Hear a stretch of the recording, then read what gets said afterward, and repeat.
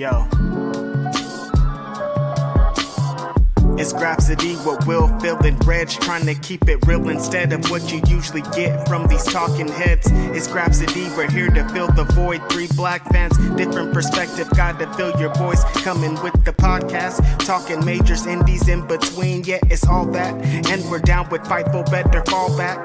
Coming for respect, we connect like a ball bat. No need to double check, these are all facts. You're listening to us talk raps.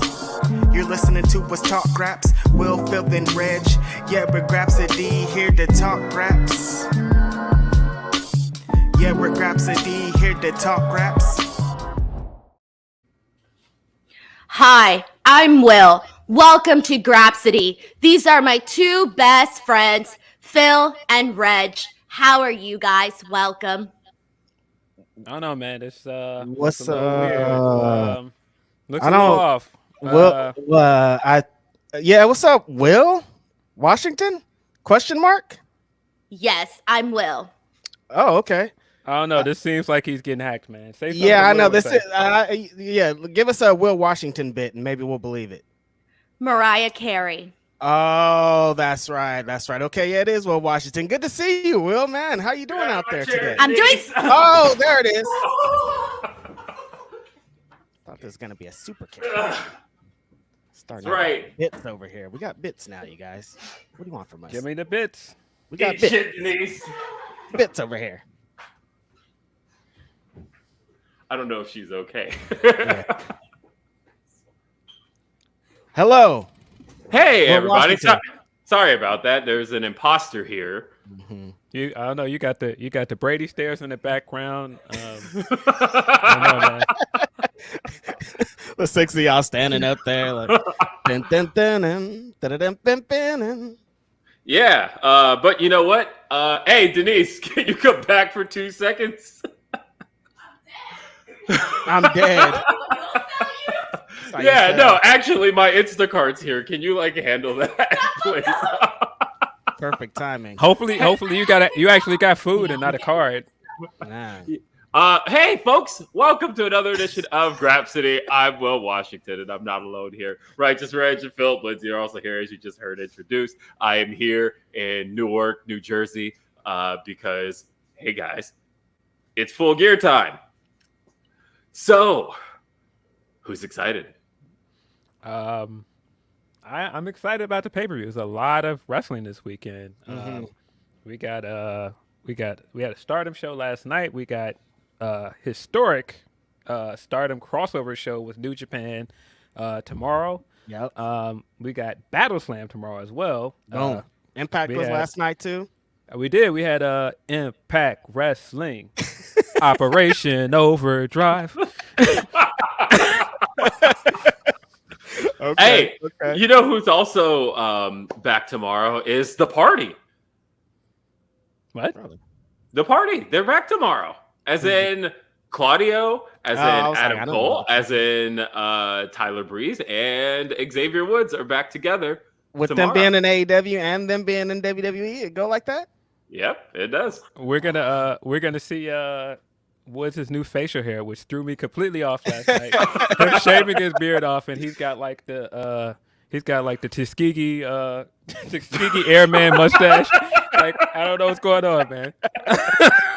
He got to be going out for a role or something. It definitely looked like Lorenz Tate and Dead Press. Mm-hmm. Hey, I do want to let everybody know, though, that you can send us your super chats, your Humber chats. YouTube.com/Fightful is where you can send us your super chats as we're going live here. And then also we got your Humber chats. I'm trying to get those pulled up on my iPad here. I feel like Michael Cole talking to the anonymous Raw GM. But the Hornswoggle. Yeah, no. I was at that show where that was revealed, and that was I didn't know when I bought those Raw tickets that bad. That's how bad it was going to be. But again, like I said, youtube.com/Fightful, and then send us your Humper chats. That's at humperchats.com. I'm going to make sure I'm getting everybody's Humper chats in. I know somebody had asked me if I could read the missed Humper chats from this week's Day After Dynamite on Grapsody, and of course I can. Why wouldn't I? Yeah. Did you guys watch the Impact show, or is it just me? No, I caught a couple of the clips, but I didn't see the I full thing. watched it all this morning. Again, Impact shows are always kind of like, hey, come for the knockouts and X Division stuff. Stay for a pretty good Alexander match at the end. Right. And so if you go out of your way to see anything, watch Trey Miguel versus Black Taurus, which was amazing. Trey Miguel is your new X Division champion. Kind of turned heel. And of course, Masha and Jordan Grace put on another great match. They was going crazy. Standing. Great match. Jordan is still champion.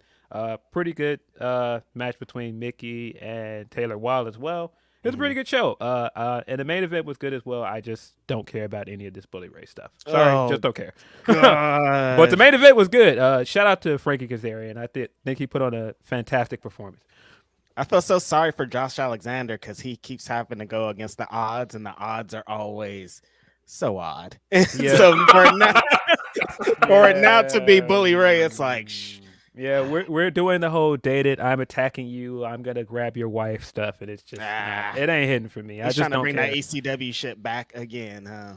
Yeah, I just don't care. But the rest of the show was pretty good. A pretty underrated tag match that wasn't on the main show, was on the pre-card, was Bullet Club with Austin, Chris Bay versus Motor City Machine Guns. Pretty good match. Those guys are heading to Japan for the Junior Tag League.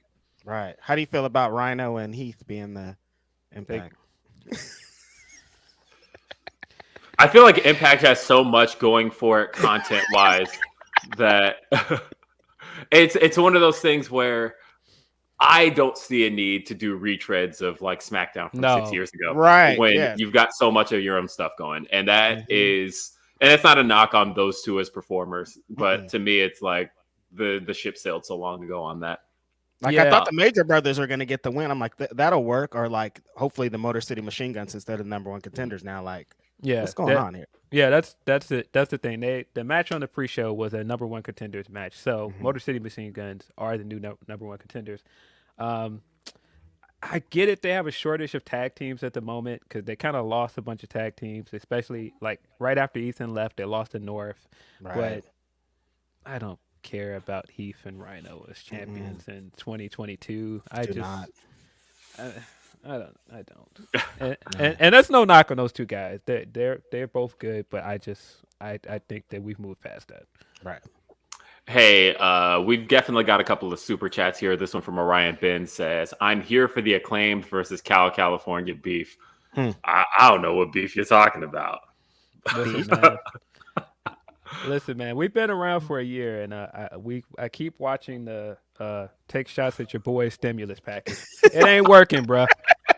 It ain't working. Figure out another way. It ain't working. The boys are the ones, huh? You get your little shit off about the boys, and then it's all good. I see what's going on here. Jennifer Kathleen says, taking a break from shoveling 4.5 feet of snow here in Buffalo. Christ. I saw that. That sounds disgusting. Wow.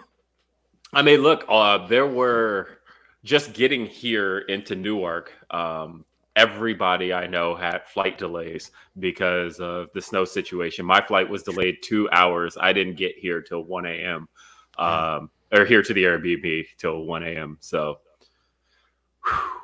it was stay safe out there, my guys. Stay safe, everybody. Snowstorms are crazy. It's I don't know anything about that life at all. It's definitely winter. I walked out the other day, yesterday really, and it was freezing. It's not really snowing here. It's like sprinkling a little bit, but none of it is sticking. 4 inches of snow right now sounds horrible. I do not want to shovel any snow. Van Twin Blade says, this is a hate crime. Talking about the intro. And I was confused where you were going. I was like, wait, what? We got Jake says, well, what's with the 90s sitcom stairs by the door? Did you move? I am here at an Airbnb in Newark, all set for full gear. Leaving here, I don't know, in a couple of hours. Judy Winslow's about to run up them stairs and never come back. So, story to tell about that, by the way. So my kids just recently got into Family Matters. They are so into Family Matters. It is now our like family sit down show to sit and watch. They're not quite like sick of Urkel the way I got by about season 6. And the problem is like my brother didn't make an appearance on that show till season 8, so that was well past my time of being like into Family Matters. But we're at season 4 right now, which was the last season Judy was in, and so. What's funny about that is how, and there's a Cher Delaware appearance there. Shout out to Cher. Yeah, hey, this is look. The Airbnb situation is the dopest way to travel at this stage. But so yeah, my never kids in my life, by the way, been approved for an Airbnb ever. My name's not on this. It's Cher. You know why? I was about to say, you know the vibe. Why? Get somebody else to book it. Can't be a black man. Sorry. Can't see you walk in. They either got to walk in with a mask and a hoodie. Well, on. I take that back. We did the Airbnb in Atlanta, but we didn't book that. The homie Rob did that. Yeah, and that's Atlanta. It's a little bit different. Yeah, it's Atlanta. Yeah, if we didn't get approved in Atlanta, we're not getting approved anywhere. But let's see. We've got Grandietos 22 says this is for that Operation Overdrive reference, and also heel Athena versus Willow for the ROH Women's Championship. Book it, TK. Yes. I mean, I am kind of here for it. The Athena stuff is great, and all those people that were trying to say she's an unsafe worker and didn't see the vision, y'all look stupid now. The vision is being set. I love that they're leaning in on it, and I love that she's leaning in on it. Ooh, Yeah, the reaction she got for knocking Aubrey down was great. I think what they're doing with her is tremendous. Right. I have to tell you, so on my way to Full Gear, or to Newark specifically, I was excited because I sit down on my plane, and all of a sudden I look up and I'm like, they got DirecTV for everybody on the plane. That's dope. Well, so I'm like, let's watch some SmackDown while I'm here. I watch SmackDown, and then like, let's watch Rampage. So watching wrestling on a plane is interesting because you almost have to try your hardest. Like, I don't know how you guys watch wrestling, but I definitely react sometimes when I'm watching stuff.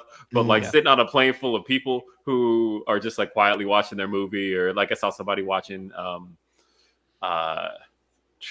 I don't know. I saw a couple of different movies in my periphery. I saw somebody watching Nope, and just various things all around, and everybody's watching their thing. And I'm sitting here just like watching pro wrestling. When Athena takes out Aubrey, I like kind of jumped for a second because I didn't see that coming, and I'm like, oh, and then I like kind of look around and I'm like, don't do that again. Don't react. What was your reaction on the airplane to Braun making Walter run away? Gunther, sorry. That was interesting great. choice. That was a very mixed bag of a SmackDown. There were things that I very, very much didn't like, but the things that I did like were very good. Like the KO stuff was very good. Ali versus Ricochet. They went for it. Great stuff. And that's a great way to open. I love when you can open with great wrestling. That's one of the best things you can do. I will say the main event of Rampage, though, I was trying my hardest not to react, but like, just kind of sitting there. You almost like want to applaud when everybody went down, and I'm like, no, don't do that. It'll make you look like a damn idiot. That's funny. I was on an airplane for Brock Lesnar's return in 2012, and I was having a moment. It was on TV, and I was like, oh, I'm like, yo, it's going down right now. People are like, what is going on over? I'm and like, your seat Brock hopping?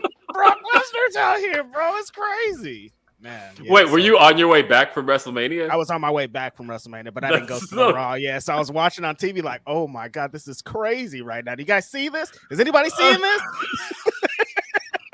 Anybody see it? This is hilarious. That's hilarious.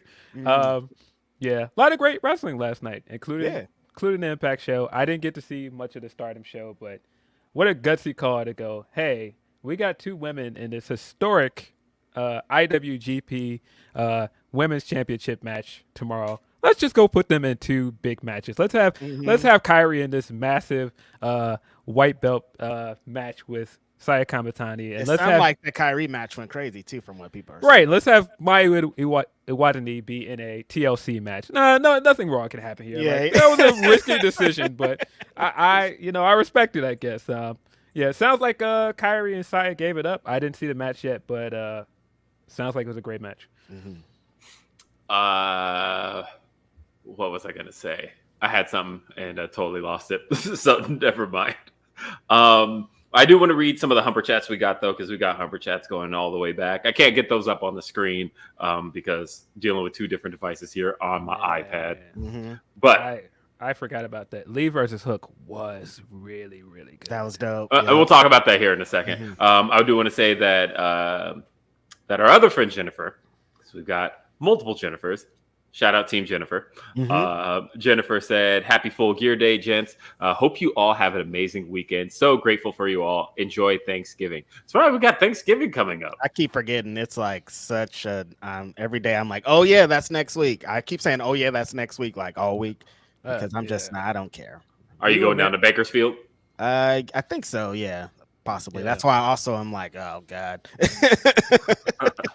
Americans in their yearly pastime of trying to skip straight from October and Halloween straight to Christmas and just like, no. All listen. the advertisements are crazy, Phil. I haven't seen every single commercial is a Christmas thing. I'm like, yo, you guys are going 100% in right now. No, as somebody that appreciates being able to go somewhere and eat and leave, I love Thanksgiving.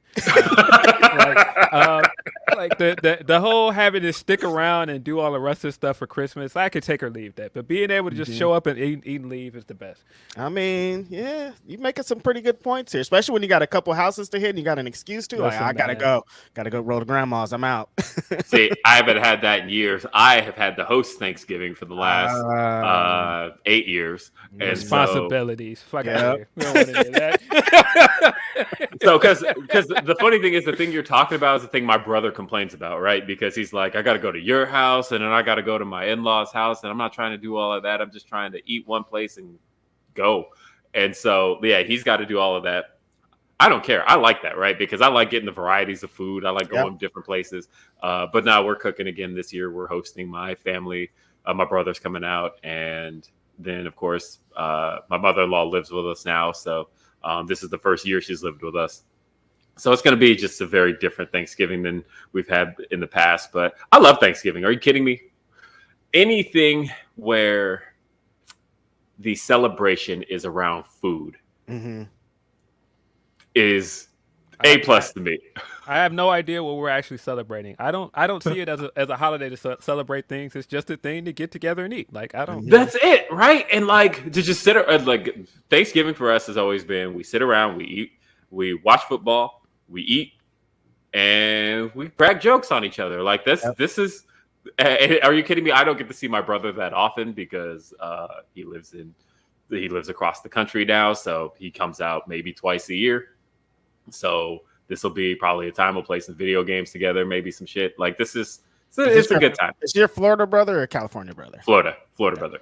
Yeah. So, I mean, yeah, you get those family members that come in with the terrible takes on everything, and you just ignore them and eat food and leave. It's inevitable.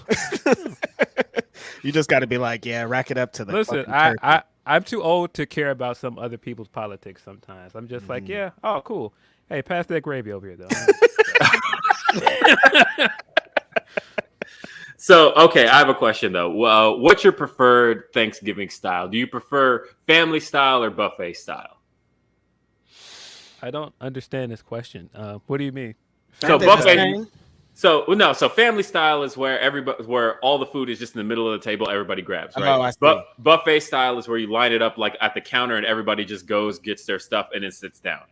Buffet style. Buffet style for sure. Yeah, it makes things way easier to navigate.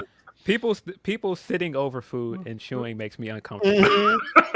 I don't need nobody to pass me nothing. I got this, bro. I'll stand up and go over there and get it. You start passing it, go through your hair and shit. Your grandma people are sitting over it. Food, talking, and like, it makes me uncomfortable. And you gotta know you got them cousins that are real spitters when they be talking too. So you gotta leave it away from them. You know what I mean? So we've been doing buffet style the whole time for years, but my wife is like, the problem that she has with buffet style is that by the time everybody has sat down to eat together, like the first person who got their plate has been waiting this whole time for everybody else to sit down. So she's like, should we try it family style this year where everybody is just sitting down at once and then you just kind of all grab what you want? I don't know. Just do buffet. You're not trying to recreate that picture, that painting of you and your wife sitting at the head of the table and the food all there. Like, nah, get that out of here. Unless you're gonna have an artist come in and paint y'all, then in that case, I'd like to get see that it. out of here. I mean, I think you're right though. Like, I feel like family style dinner like that is more made for just like movies, because that is the ideal shot, right? Where you have everybody sitting around, all the food's in the middle, and everybody's just reaching in and grabbing. That is the ideal family eating shot, but it's like not quite ideal for the way you should be gathering your food. Exactly. Right. No. So like it shouldn't all just be sitting out in the open. Like we got like I'll have it over here with some foil on top of it and get to it when I need to. Uncovered food with people sitting over it talking and stuff sounds disgusting. I'm curious what the chat says as far as their preferred style, because everybody's saying buffet. Actually, everybody's saying buffet style. So okay, I guess family style really is just ideal for pictures and movies. Whatever. Look, I grew up on the movie Soul Food, so at the end of the day, Mama. Yo, I will never get past the Boondocks summary of the movie of them having all of this food that got Big Mama sick, and then she gets sick and dies, and then they go right back to eating the food that made her sick. Yep. Yeah, they're like, we gotta honor Big Mama. Yeah. Let's see. And Eloquent asked the same question. He said, "Why they had Gunther running away from Braun?" It's not a good sign. Listen, them trying to bring that tweet into the promo is smart in some ways, but Braun is not going to lose that match. So what's the purpose of bringing it up and him making fun of flippy guys just and then for being him like, to beat you're right, the top flippy guy? Right. Yeah. I mean, he proves himself right by beating up the top flippy guy and pinning him, probably standing over him with 1 foot like Wardlow, I'm sure. I will say that it will make up for it a little bit if Braun is able to hit a moonsault. Not Braun. Well, what I was gonna hit a moonsault. No, we're past moonsaults at this point. The only way he gets to make up for that tweet is if he hits like I want to see a Phoenix splash. I want to see 630 splash. You gotta do something crazy. I want to see a 630 to the outside. That's it. Like that's the only way Braun's gonna make up for that. But no, I feel like Gunther versus Braun, when the match actually takes place, if Gunther like really takes it to Braun, right? I think they might have something on their hands there quite a bit.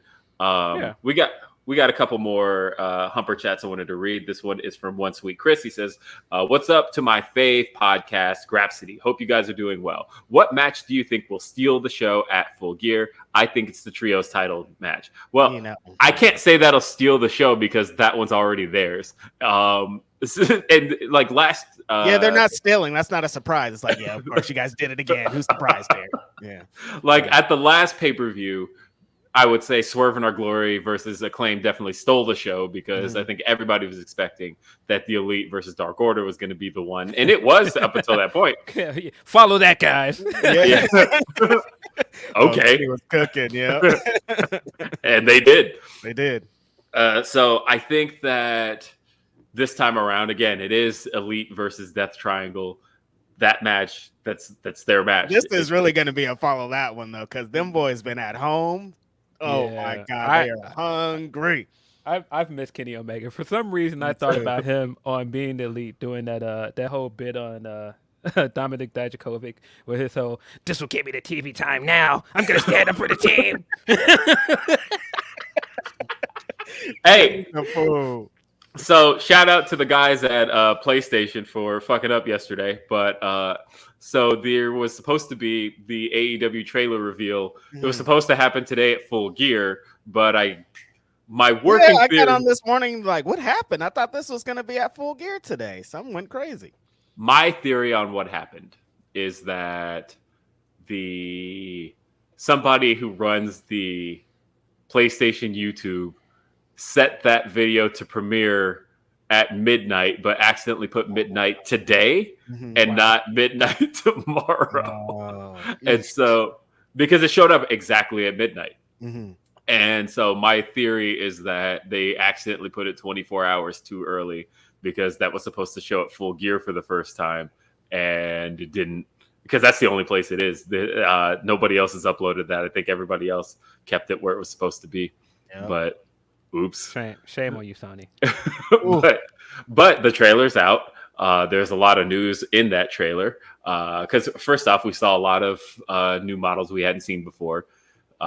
We saw, we finally got to see Jade Cargill. We got to see Bryan Danielson. Pretty much everybody who's now on the cover, which is the biggest news to come out of that because the boys need to run something back that we were talking about a few weeks ago because we were all like, nope, he's staying on there. He's going to be on there forever. There's no way they're not going to put him on there. But CM Punk no longer front and center on the cover art, which I will say I like the Dynamite presentation for the cover art better. They're doing the purple red Dynamite graphics. I think that works better for illustrating AEW. My question though is that the official cover art? Is that just the graphic for that trailer? It's hard to say, right? Because it's in the trailer and it looks like that's at least the promotional artwork they're going to use. And it now has Kenny up front. It's all the same people who were on the previous should cover. Have been up front anyway. It's his project. Right. He should have been up front anyway. Being too humble, young man.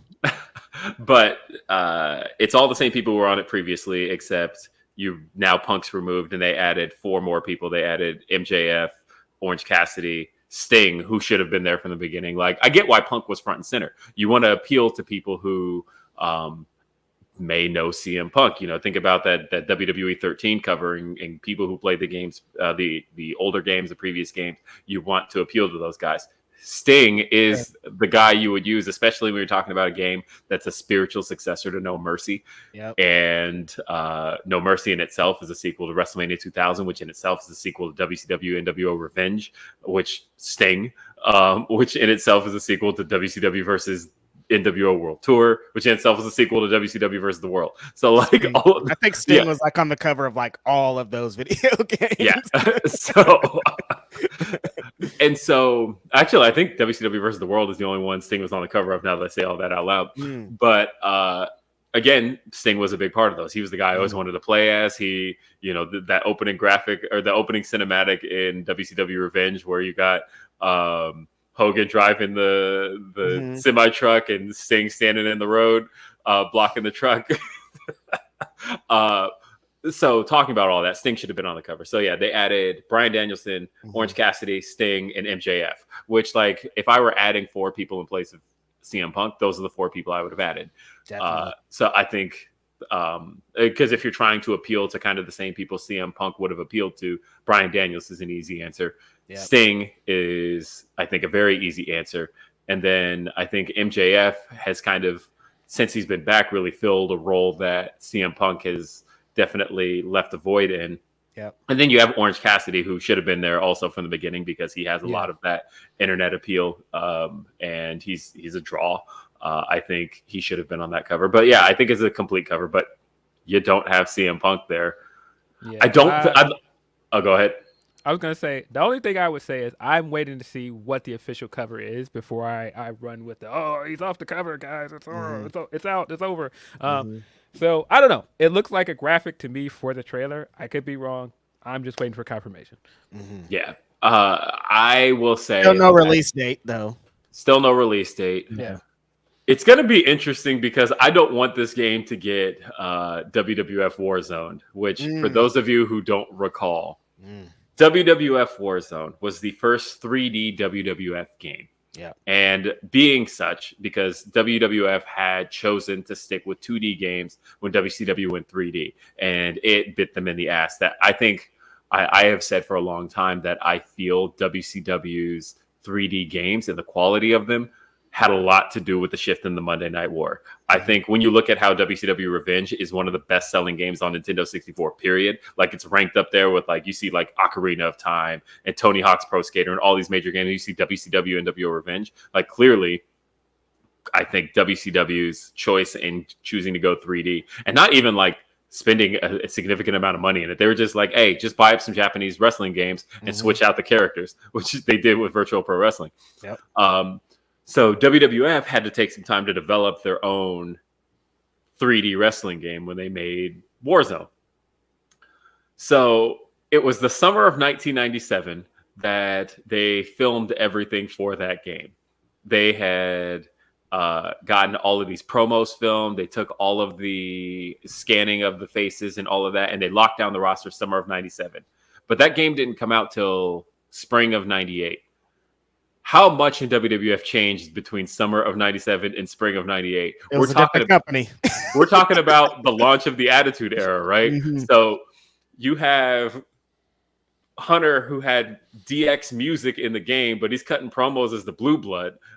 In the game itself, it's like the DX music is playing behind him, and he's like, "You don't have the proper pedigree to get in the ring, to get in the ring with the Greenwich snob Hunter Hearst Helmsley." But like the DX music is playing, and like none of it makes any sense. Like Bret Hart was deep into WCW at that point, but here he is in this game. Have we ever talked about the transition of him going from this Blue Blood into like the rebel guy, and then basically going back to what he initially was and being a guy in a suit? And it's just kind of like those DX we used was like, yeah, you were kind of a poser, weren't you, bro? It does feel like all that DX stuff he wasn't really into. That was just like, these are my friends. That was just a means to an end to get you where you want to go. Right. Yeah. It worked. It did. But no, so my point here was that by the time Warzone hit, it was so outdated. You had Rocky Maivia, like all of that stuff that he had done was scanned pre-Nation of Domination. But by the time the game came out, he was The Rock and was like teetering on being a huge star. Right. And so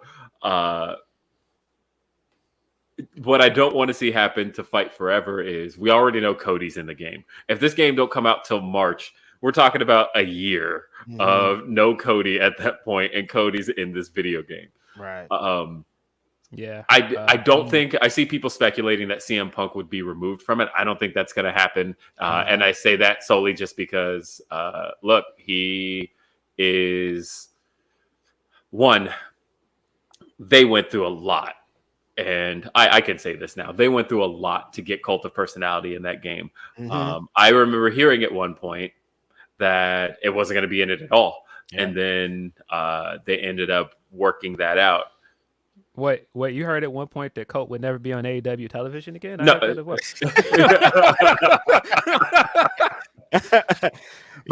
Initially they were like only Judas. Judas is the only song that's licensed in this game. That's like the only one that they got, and so they worked day and night to get this song in there because they know how important it is to be attached to CM Punk. So yeah, they're not gonna do all that and then be like, no, he's actually not in the game. You guys, could you imagine if the song is in the game but like he's not? That would be very weird. Nuts. But yeah, so we don't have CM Punk on the cover, at least as far as the promotional art for this is concerned. But we do have a trailer. It's a pretty cool trailer. It's going to have kind of the same reaction that a lot of people have had because, there's a lot of talk about, the game doesn't look very realistic. And it's like, well, it's not a simulation game, guys. It's not more than that. It's very, very clear. And I feel like AEW has been trying to illustrate this since the very first anything was released, which is, hey, this is a throwback game. It's right. Everything about it is a throwback. Literally, if you go watch some of the gameplay videos, when you hit a low blow in the game, a bell rings. That throwback to those Nintendo 64 games is literally what this is supposed to be.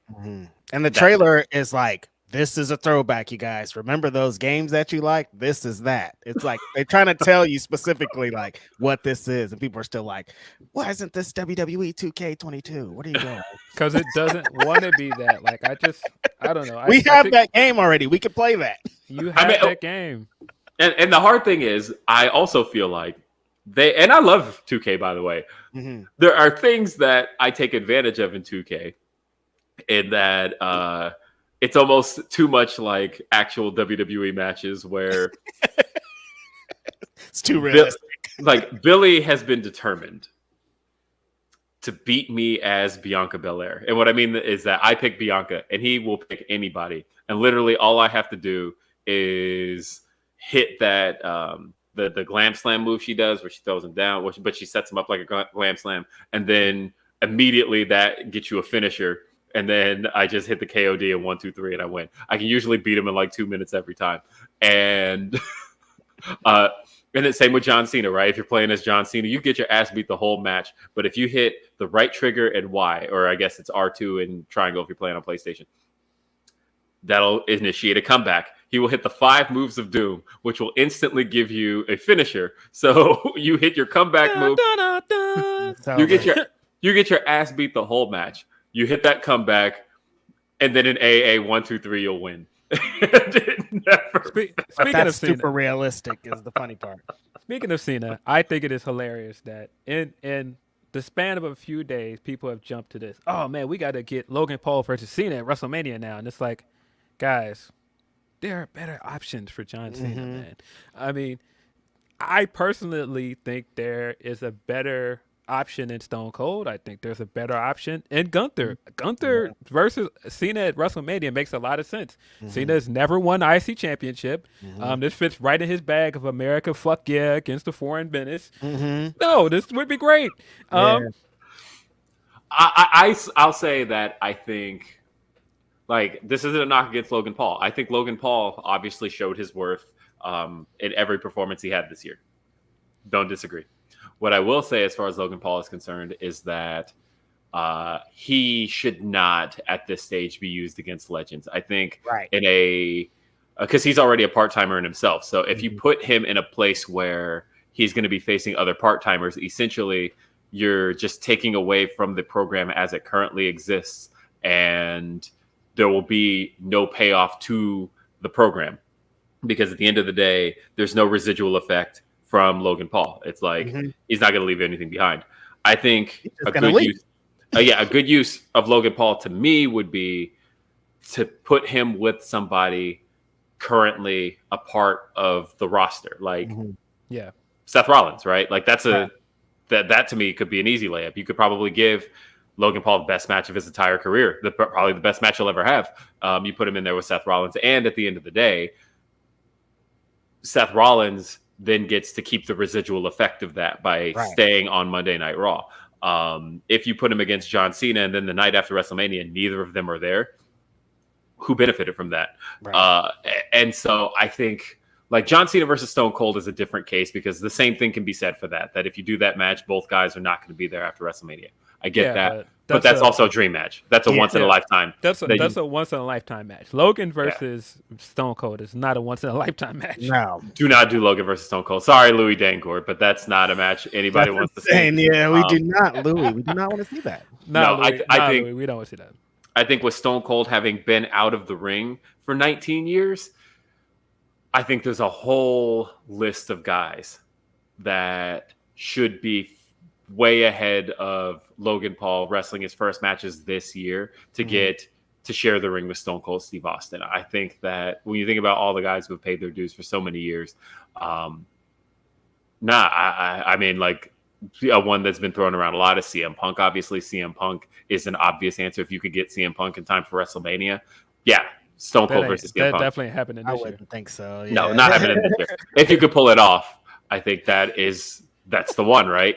Yo, shout out to homie Backup Hangman, by the way. He had one of the funniest tweets this week of he was saying, look, if the threat of Austin versus Punk gets them to figure things out and bring Punk back to AEW, that makes Austin even more of a legend. Like Austin played a part in him being back in AEW. Yeah, I like it. Yeah, well, because like in 2011, there were even rumors that if Austin was going to step back in the ring, because like he did a little bit in 2011. People forget about that he got to beat the shit out of Alex Riley, but he at least took a little bit of a bump in the process of doing it. And that I remember people feeling like, oh, could we actually see Austin step in a ring? And the one person everybody's mentioning is yes, against CM Punk. Right. That was it in 2011 because Austin was like the biggest Punk fan. With Austin, they do have this built-in history of him walking out of the company because he didn't want to lose a match to this one big giant guy that was going to beat him on Monday Night Raw to advance in the King of the Ring tournament. Oh, Reg, no. What have Three you done? F5s for Brock from Brock Lesnar to Stone Cold I Steve Austin. don't want to Nobody's see into that. No, there's history though. We got this built-in thing right there. They're selling it. No, He please, left the God, company no. because of Brock Lesnar. That's a famous thing. If- Boom, we bring if- it back. If you're gonna use Brock at WrestleMania, give us Bobby versus Brock one last time and give Bobby his win. Or they could do Logan Paul and Brock.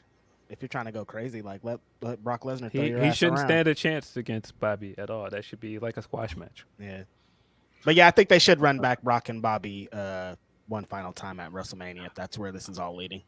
I mean, if I didn't think that like Austin would die, I think Brock versus That's the only thing. Yeah, no, I get it. I do think that Brock versus Austin is a solid match that that would check a lot of the boxes in terms of. He's not gonna work a Brock match though. Yeah, Like that's the the only Brock thing. style match. He's not gonna You do can't. that. No, you absolutely. I mean, I feel like I would watch the fans.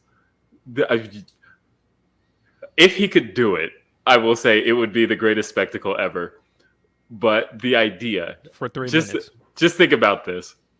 That first German suplex Brock Lesnar hits on Stone Cold Steve Austin, you cut to the first fan you can find crying. Like, and then when the second one hits, it should just be German suplex, cut to crying fan, German suplex, cut to crying fan, German suplex, cut to crying fan. Like if you can pull that, and then stunner 1, 2, 3. Like that's the match. That's it. That sounds awful. Just imagine people crying the whole time. Look, you know what the worst part is? That's exactly how the match would go if you play 2K22. You could do like a whole bunch of German suplexes, and then that'll build up Austin's comeback, and you just hit a Luthez press stunner 1, 2, 3.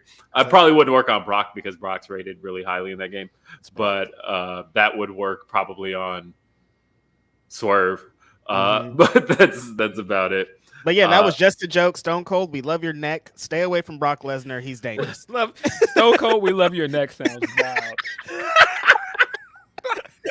Hey, we got a Humper chat. This was from Jason. Jason R says, Grapsody, hey guys, love the show. What do you think is going to be the match of the night? I think we just answered that actually. Or I guess we said steal the show. I think match of the night is going to be the trios title match. But I think Maybe it's going we to be didn't answer the steal the show question because we got off on the elite thing. The triple threat match for me. But you know, the big homie, Samoa Joe and Wardlow. I think that's going to be one that I think they're going to put together something fun, especially. I'm excited because Samoa Joe's there and he'll be able to. He's a vet. He'll be able to put all of it together. So that's the one for me, I think. Hey, not only is he a vet, Samoa Joe is a triple threat vet. Like when you think he about is the greatest triple threat match of all time. Yeah, how did I forget? That man has had triple threats. You know, you look at an Impact, you look at Ring of Honor, you look at NXT. That man had 3 ways. He is good, and so I am interested in what they're able to put together with that. I also think that this is probably the most invested, I would bet, the fans will be in a Jamie Hayter, Tony Storm situation because now there's this massive groundswelling behind Jamie Hayter and Tony, specifically behind Jamie Hayter that wasn't there the first time those two wrestled. Right. I think they could end up killing it. And so we're going to talk about that. We're actually going to go over the full card. So we'll talk about that in a little bit. Jason says, I was going to say, I think match of the night could possibly, if they do this correctly, be the 4-way because I potentially putting the title on Bryan, like you should do, AEW. Stop putting this off. Put the title on Bryan. If you do it, that could be the feel-good moment of the night. I feel like that could surpass MJF winning the title as the biggest moment of the night. For me, yeah, I think the only thing is I think they want Jericho holding it going into Final Battle. Stop this madness. Stop this madness. Stop it. And then Samoa Stop Joe's it. I do not want to see Jericho versus Bryan at another pay-per-view this year. Do not book this match at another pay-per-view this year. Stop well, now that you mentioned that, Reg, with Joe being a heel now, I think Joe Bryan is one of the best matches you could do for Final Battle. That right there gets the people talking. Heel Samoa Joe. Listen. I think Bryan should win the title tonight. Me too. And if he doesn't, I don't know what you're doing. I mean, Yeah, I don't know. We'll talk about it. I know battle's coming up fast. Yeah, we're going to talk about it. We're going to talk about it. Okay, so, but then Jason says, I really hope Bow Wow shows up with Nyla to troll Jade. I think it's happening because I think they're working at this point. At this point, it feels like they're working. Yeah, I think they've been working for a couple of weeks now. I think that and this isn't anything I have any inside information on. I'm just looking at how they were initially going at each other. Right. Then Jade got a little apologetic, and then they started going back at each other. And my theory is that after getting apologetic, I think they've been working together since. Bow Wow was like, I know the game. Like, let's continue this as well, more so once they started using the tweets on TV as well. I think that they've been trying to tell us that this is all a thing. Right. Let's see. We got Tony who says, seeing that Shawn beating Triple H in the chamber clip got me thinking we just passed the 20th anniversary of that. Around that period of time, do you think wrestlers preferred to win the big gold belt of the WWE Championship? Vince feelings and preferences ignored. So it was definitely the WWE Championship. And I will tell you why. Back then, no one wanted to be on Raw. There was this kind of negative aura around Monday Night Raw right after Austin walked out of the company, to the point of where Undertaker requested to be traded to SmackDown because he was seeing all the buzz going around SmackDown. And like, it's probably not a foreign concept to people now that SmackDown was seen as the bigger deal. But coming out of the initial draft in 2002, you had SmackDown that walked away with The Rock. SmackDown walked away with Hogan. SmackDown walked away with Angle, Jericho. SmackDown was being perceived as the show where the workers work, right? And the stars are. Whereas Raw, SmackDown 6. Right, they had the SmackDown 6. Raw walked away in the initial draft with the NWO, which was already being seen as kind of washed. They were trying to push Bradshaw as like a star babyface. That wasn't clicking. They're trying to push Bubba Ray as a singles babyface. That wasn't working. Nope. And there was this stink around Raw for a while in 2002. And Hunter wanted to take that Xbox game that they put out, awful. Yeah. Bad. Yeah. Hunter wanted to be seen in 2002 kind of as like, I can save Raw. I'm going to, and that's why he jumped to Raw, because he was on SmackDown initially. He jumped to Raw. They pulled the World Heavyweight Championship out of a briefcase, handed it to him. And he was kind of working to make some things happen and try to reestablish Raw. But while he was doing that, SmackDown was just killing it. Everybody wanted to be on SmackDown. Literally, like I said, Undertaker, who had more pull than anybody in 2002, was like, nah, I want to go work with Brock Lesnar. That's what I'm going to do. Send me over to SmackDown. Wait, what year is this? Why does all of this sound similar? Triple H trying to save Raw, Bubba Ray inexplicably being pushed. Like, what year was this? I think he said 2022 or 2002. Which one was it? Because this sounds vaguely familiar. Triple H is trying to save a brand? What are you saying here? At the time, though, it was the WWE Championship, but because Hunter was the one trying to reestablish the Raw brand and kind of undo some of the damage done to the brand in that year, after about a year, the World Heavyweight title became the one, because it was like Hunter made sure that his belt got it was Triple H. He's going to get his shit off. He's like, no, y'all about to believe in this belt. Don't you worry. His belt got the spotlight. His belt got all of it. And then it didn't help that. So it's funny, Tony, your question is framed around 2002. But by 2004, when they put the WWE title on Bradshaw, the same Bradshaw that was tanking Raw, nobody cared about the WWE Championship. It was all about, okay, any belt anybody wants, it's the World Heavyweight Championship. That's the one. That's the one anybody wants. And we're not even talking about the WWE title anymore because it's on Bradshaw. Yeah, I mean, as a longtime Punk fan and Cena hater, Cena saved that title. The truth of the matter, Cena saved the WWE title. He did, because that year, like in hindsight, because Cena saved the title, it makes Bradshaw's reign in hindsight look better, because you could say, hey, right, Bradshaw held one of the most prestigious championships of all time, and he held it for 9 months. Those 9 months were hell, and people thought that the title was done at that point. Cena saved the belt. Cena did bring it back to prominence, And so, like I said, he looks better in hindsight. JBL does, but nah, it was the time. We got a couple more I want to read. Life of Deem says, "Happy Saturday, gents. Hope everyone enjoys Full Gear. What do you guys think will happen in the main event? Also, I'm so happy you guys like the art I did. I loved it. My God, that art. Thank you so much, Dan. Shout out. You. Yeah, that was amazing. I woke up to that. I saw it this morning, and I was just all smiles. Thank you, Deem. I so much appreciate that. That was really cool. I'm still going with that. Regal's gonna switch, make the move, and be with Max, and Max is gonna be the world champ with Regal at his side. I think that's where it's leading to. Yeah. Funny enough, I think that Full Gear will mark the implosion of Blackpool Combat Club. They're going to tease it in the ROH title match, huh? Yeah, for several reasons. I think that not just Regal leaving, but just the split between Wheeler and Brian that's happening. And I feel like they're going to write Mox off TV for a minute. So, yeah, I feel like this man have a vacation again. Please let him have it. I think the show will end, by the way, with the Firm hoisting MJF up on their shoulders. Like I've been feeling for a minute like Phil was right, but I think it was really on the nose on Dynamite this week of the way that when he would just like quickly disposed of him, and it's like W. Morrissey didn't even try. Everybody taking dives for him. It looked very, again, if this is similar to the Incredibles analogy, and hey, I work alone, Max, go home. This very much felt like Syndrome coming back and going, look, I beat all of the bad guys. I'm a good guy, guys. Look. That's a great reference. I don't that believe is you, a Max. great reference. Don't believe you. I don't believe you at all, Max.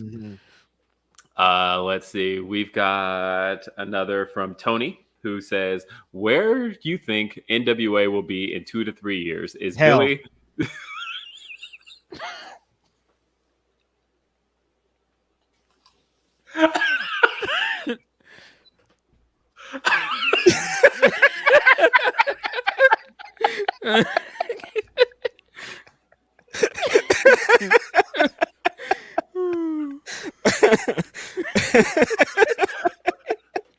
Oh. I can't breathe.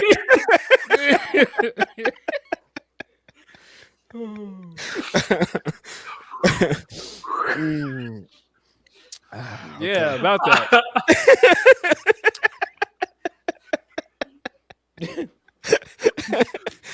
I don't know. I mean, look, I wasn't sure what to take away from Tyrus winning the title last Saturday. Yes, you did. But, yeah, you know exactly what to take away from that. When I will tell you, on Fox News with that belt, you knew exactly what was disgusting. So I posted that picture because obviously Trump announced this past, 4 days ago, he announced that he was running for president again. And I know that, look, if you keep up with anything that goes on the right, and I very much keep up with all that shit because I am a masochist and I'm into opposition research. So I was like, okay, I know that Rupert Murdoch is very much against the idea of Trump running again. He's definitely going to do everything he can to keep that from happening. So let me check out what Fox News has to say about Trump getting back into the race. And so I flipped to Fox News and Gutfield is on. And it's like the first thing I see is Tyrus with that belt over his shoulder. And I was like, okay. And he's just got this smirk on. And look, there's nothing wrong as a champion to obviously take the belt with you where you go. I thought when Rock won the title in 2013 with Fast 5 releasing that same period, that it's like, G.I. Joe. It was G.I. Joe that came out. I was like, oh, this is perfect. He could take the belt to red carpets, all of that shit. Rock was like, I'm not taking the belt to red carpets. I'm not walking around like a fucking dork in public. Like that shit looks dumb. But I get why people would do it. Big E did it, and like it's a good thing. Yeah, Jade this week on Breakfast Club as well, which is dope. Yep. Which I like their explanation of we had to give her a replica because Nyla has the real belt. Nyla, you are tripping, girl. She was trying to take that belt to the Breakfast Club. That's hilarious. But so it's ultimately a good thing. But I think no one looks like a bigger dork to me than Tyrus in these situations for some reason. Where I don't know, when you show up on a newscast where like everybody's dressed up in the way you expect people to be, and then Tyrus is in his 50s, but he's showing up with the backwards hat and the chain and the t-shirt and I feel like as much as people are like, oh, well, hey, Gutfield has millions of people watching every night, so this is good publicity for NWA. Do you think anybody who watches that looks at Tyrus and goes, that's somebody I want to see more of? Or are they looking at him going, why? These are professional wrestlers. These guys are clowns. They're dorks, and I don't want to see any of this. Yeah. Like, I feel like that's how Tyrus is looked at. Yes. Yeah. I don't appreciate the slander, by the way, of me saying the day before this happened that there's only one Black NWA World Champion, and people trying to say, you made this happen. No, don't put that evil on me. That guy looks like the ops. I'm sorry. That guy showing up on Fox News with the backwards hat and the gold chain. No, you look like you're fronting, bro. You look like you high signing. Get out of here. Damn, like, Phil, I didn't know you did this, Phil. This is crazy. Yeah, like nah. Should have been blaming you and not Billy Corgan. This is a trash decision. Nobody wants to see this man as champion in 2020. He can't even move, dude. I'm sorry. Like, let's keep it real. It's sad to watch him. That's like get this out of here. Sad. It's sad to watch that video of him diving off the second rope. Come on, dude. Sad business, bro. Like, come on. It's the saddest. Come on. I don't know what NWA is doing. I don't know where they'll be in a few years. It almost feels like they won't be doing weekly shows and pay-per-views at this rate, because who wants to see that? And Corrigan coming out and saying, hey, if you don't want to see these matches, then stop watching. Hey, listen, buddy. Deal. I'll stop watching. You got it. You have to tell me twice. Like, get the fuck out of here. No, honestly, I thought that was the fairest thing Billy Corgan has ever said. The fact that he was just straight up like, look, don't watch my show if you don't like it. And I'm like, okay, cool. Thanks. Fair. But that is it. Nobody's ever said anything fair. Plenty of other wrestling to watch, sir. Don't have to do this. Let's see. Atlas Earth says, how do you guys feel about Final Battle being presented as AEW presents Ring of Honor? Do we still want it after getting a TV deal to be completely separate company or a different brand like WWE, ECW, or developmental like NXT? I think the reason that it is sold as AEW presents Ring of Honor is because Final Battle, that's what it is. I think that I mean that from every perspective. I mean that if I'm not mistaken, Supercard of Honor was already on the books by Ring of Honor under Sinclair. And I believe Death Before Dishonor was as well. I don't know if it was in the building as whatnot, but I know that they at least were planning on running it. But this show specifically is the first one that like everything was set up by Tony Khan and Rafael Morphy in terms of booking the timing of it, everything. And I think that's what this show is. It is AEW presents Ring of Honor this time around. There's like nothing from this that isn't AEW's presentation. Right. Yeah, I don't have a problem with it. Yeah, I'm not mad at it. I think it's the sell ticket. I think it's still going to be its own thing. I don't see this being a feeder system. I think it may be in some ways, but I think that they're trying to set this up as its own thing eventually. Right. Yeah, I think they will. I think it's just timing. Let's see. Anthony Pride says, I am prepping SF in Newark, saw Rampage, and Full SF. Gear. I think he probably meant repping, maybe? Oh, yeah. Oh, okay. Yeah. And so, hey, happy to see you at Full Gear then. I will be there. My flight didn't land until after Rampage. I'm glad I didn't try to make Rampage because that would have been a mistake. Ten Rusa says, much love to you guys. Pumped for the weekend of great wrestling. What are you guys looking forward to the most? Happy for Eddie to get Jun Akiyama. Me too, man. Yeah. Honestly, I am more excited about the potential of having Kyrie as champion again for the first time since 2018, which sounds like it's crazy, but she hasn't been a singles champion since 2018.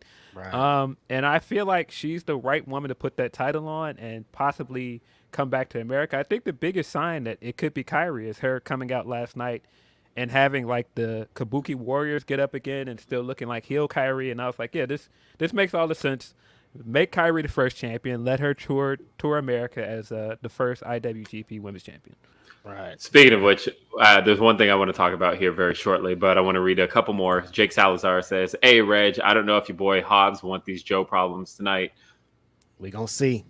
Jake also says, "Man, honestly, Family Matters was really my favorite show growing up. To me, it's better than Fresh Prince, but that's my opinion." Whoa, relax. Whoa, yeah, relax. Whoa, relax. Look, Relax. I love Fresh Prince. Is very much almost unbeatable television to me because I feel like, you know what's weird to me?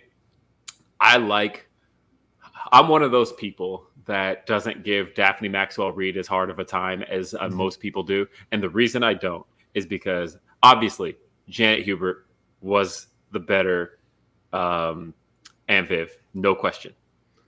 But I honestly like a lot of the later season episodes better. Me and too. So it's like, I think Janet is the best Vivian, but the best episodes had Daphne Maxwell. So it's like, how do you balance? So I feel like it's almost like a perfect balance in a way. So that's one of those shows that I think just got better with time. I like how it just grew up and did its thing.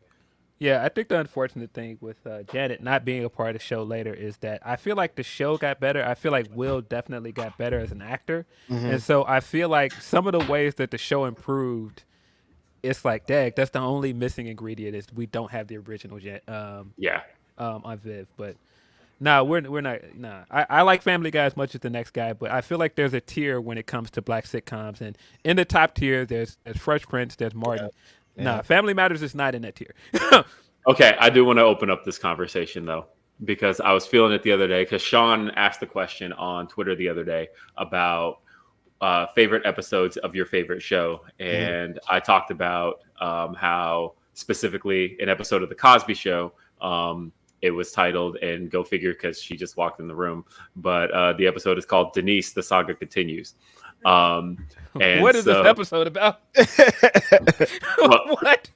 Specifically, I'm talking about the return of Denise Huxtable on The Cosby Show, but Denise Salcedo also just walked in the room and is right behind me. Denise, the Saga Continues sounds like her version of like a Puff album. Like, what's going on?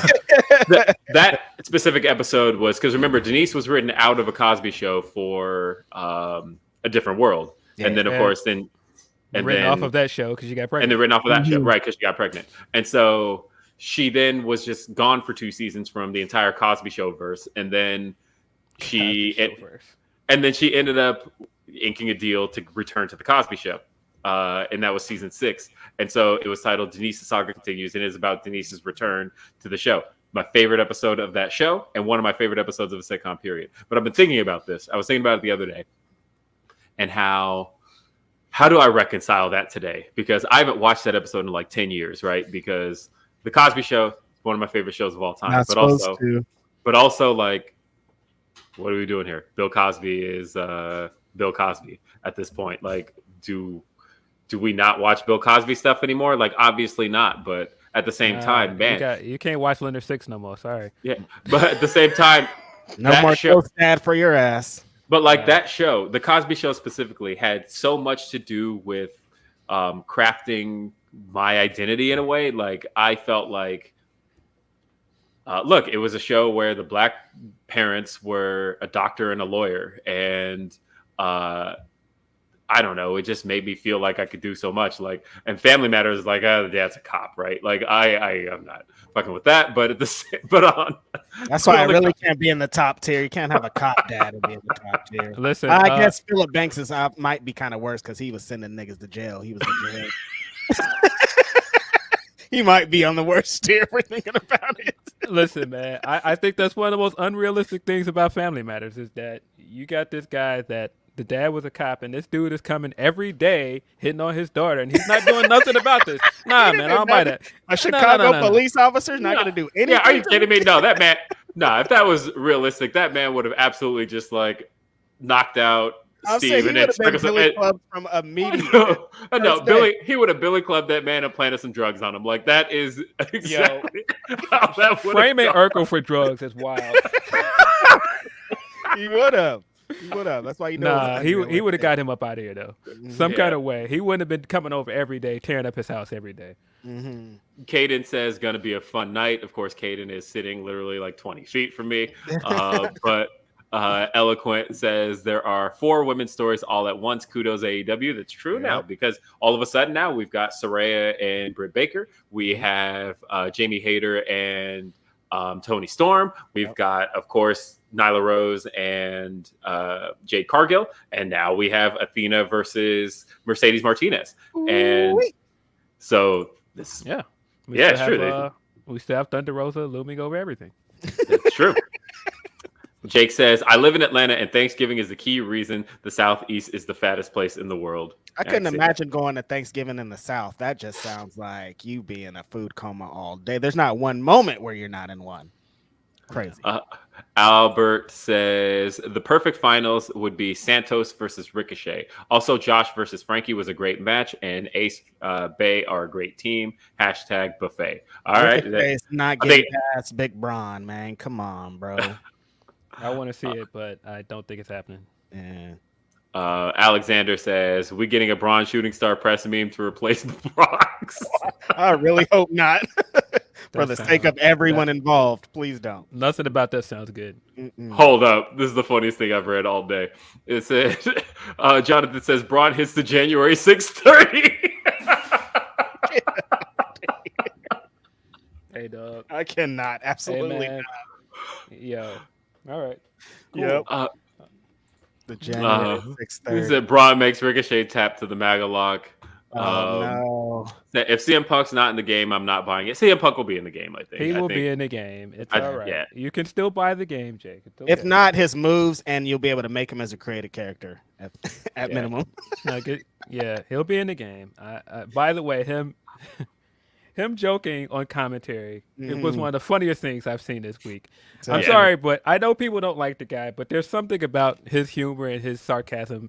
I don't know. It could be just you could tell he's a Chicagoan. There's certain things about him that just like, nah, this guy's great.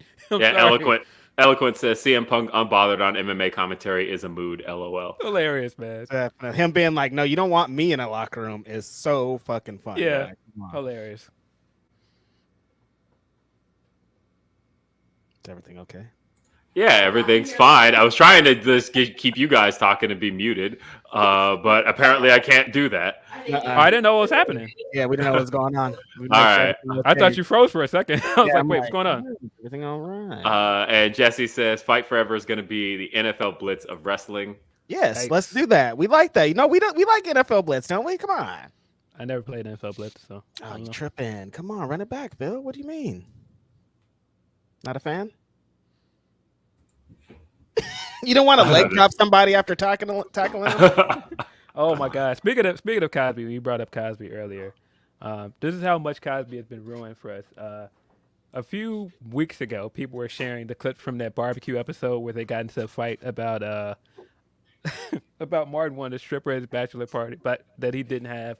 And they had that part at the end where he's like, "Man, y'all ain't never noticed when people have my barbecue that they start feeling each other." And it's like, what you putting in this barbecue, Bill? That doesn't hold up, Cosby. Yeah. Damn. He said it's because of my secret sauce. What's in the secret sauce, bro? Fan Twin Blade said the only thing I'll say about Logan is want to see a dead body. Come on. Yeah. Him trying to exaggerate that injury this week. Like, just say you're going to be off TV, bro. Like, Stop. Joker says, sorry if this is already asked. What do you think of Sammy being in the ROH match and not Garcia? I don't see how it makes any sense. I think it does make sense here. I think Garcia's got the pure title, and so it's just something different they're doing here. As far as Sammy's concerned, I think the story, I actually like the story of the fact that Sammy has been tied to Jericho since the beginning of AEW, going back to the Inner Circle, and the idea that Jericho just thinks he's going to lay down because he always has for him. I think Sammy has the best story there as far as that's concerned. I think it's a good story. Because really, if you look at the thing that got Garcia to rejoin the Jericho Appreciation Society, it was that moment of Sammy being held on everybody's shoulders and him looking around like, maybe I messed this up. We're losing and he's still winning. Maybe I should be with them. And I think Jericho's going to do something in this match. I wouldn't be surprised if Jericho wins this match and he pins Sammy. And that's going to be the thing that shows Garcia, no, this guy's a snake. You cannot trust him. Let's see. Andrew the Giant says, did you see Thunder Rosa praising Mandy? Thoughts? Yeah, of course. I don't know what to make of that, except for women respecting each other is what I'll take of that. At the Thunder moment. Rosa loves women's wrestling, and it doesn't matter what company it is what I took away from it. Everybody can take the crazy shit away. She's just gonna go for women's wrestling no matter where it is. Yeah, I mean, at face value, what she says is true. I do think people need to credit Mandy more for what she's done for the past year. Just rebranding herself in itself and making herself a dominant champion. Right. But it does look funny that you've got all these other people around. It's like Tony doing another interview with the Ringer. Shout out to Cameron Hawkins. Mm-hmm. We got to get Cam on the show one of these days. We definitely got to get Cam on here. Yeah, for reasons. But yeah, everything about this and everybody around this being like, yeah, what is she still doing with that championship? We need to make this the actual championship and have her vacate this. And meanwhile, she's like, yeah, give Mandy Rose some credit. It's like, wait a minute, what's happening here? So I think the news cycle of it makes it look crazier than it really is. Right. But I think she does have a valid point. Mm-hmm. Let's see. We got a couple more, and then I want to get to a couple more topics. But Halabasana, I'm sorry, I totally butchered that. He says, am I reading too much into this, or has Britt versus Saraya become almost a remix of the Hangman and Punk drama? The parallels are all there. Hope you are all having a great weekend. I think there are great parallels here, and I think that people that are assuming this is going to turn into Britt being baby-faced are getting suckered in because she is still going to be a heel. I think that the way they're doing this and having it as Britt being this valiant homegrown talent that's trying to stand up to the WWE superstar that comes in and tries to take the spotlight is a good story. And we haven't seen that really in the women's division yet because we haven't had a big enough star to do it with. Right. And so I think that I said on Twitter this week that I feel like this is potentially the biggest women's pay-per-view match they've done so far. Mm-hmm. And I think to build it this way, if you don't have a heel babyface dynamic that's at least overt, this is at least a good way to separate your crowd and get people to cheer and boo one of the people in the match. Right. I think that people are missing some aspects of what Britt's doing here, though, because I saw a lot of people going, well, wow, that was a real babyface thing that Britt was doing here. But I didn't appreciate how Britt ignored, the contributions of people like Riho, Hikaru Shida, all of that. And I thought, yeah, because that's what a heel does. Exactly. Where like she's very much talking up her accomplishments, but she's also saying, I did it all. And I think that's the piece that people are missing here. That I did it all, and then being emotionally manipulative. And then the other part about it is you're saying, yeah, I was a star during the pandemic. Hey, you were a champion during the pandemic. Sheeta was. Right. So that's how, and that's why I think there's a little bit of it being missed, that she's not exactly being honest in what she's saying, and that it is very like disingenuous, but at the same time, I think they're anticipating what the reaction is going to be, and I think the fans are going to be positively in Britt's corner tonight, and so I think that's where things have shifted a bit. Yeah, we haven't talked about as well that we're potentially back on Mercedes watch. Because that's what I wanted. That's what I wanted to bring up. So give me just a second, because I that's one of the topics.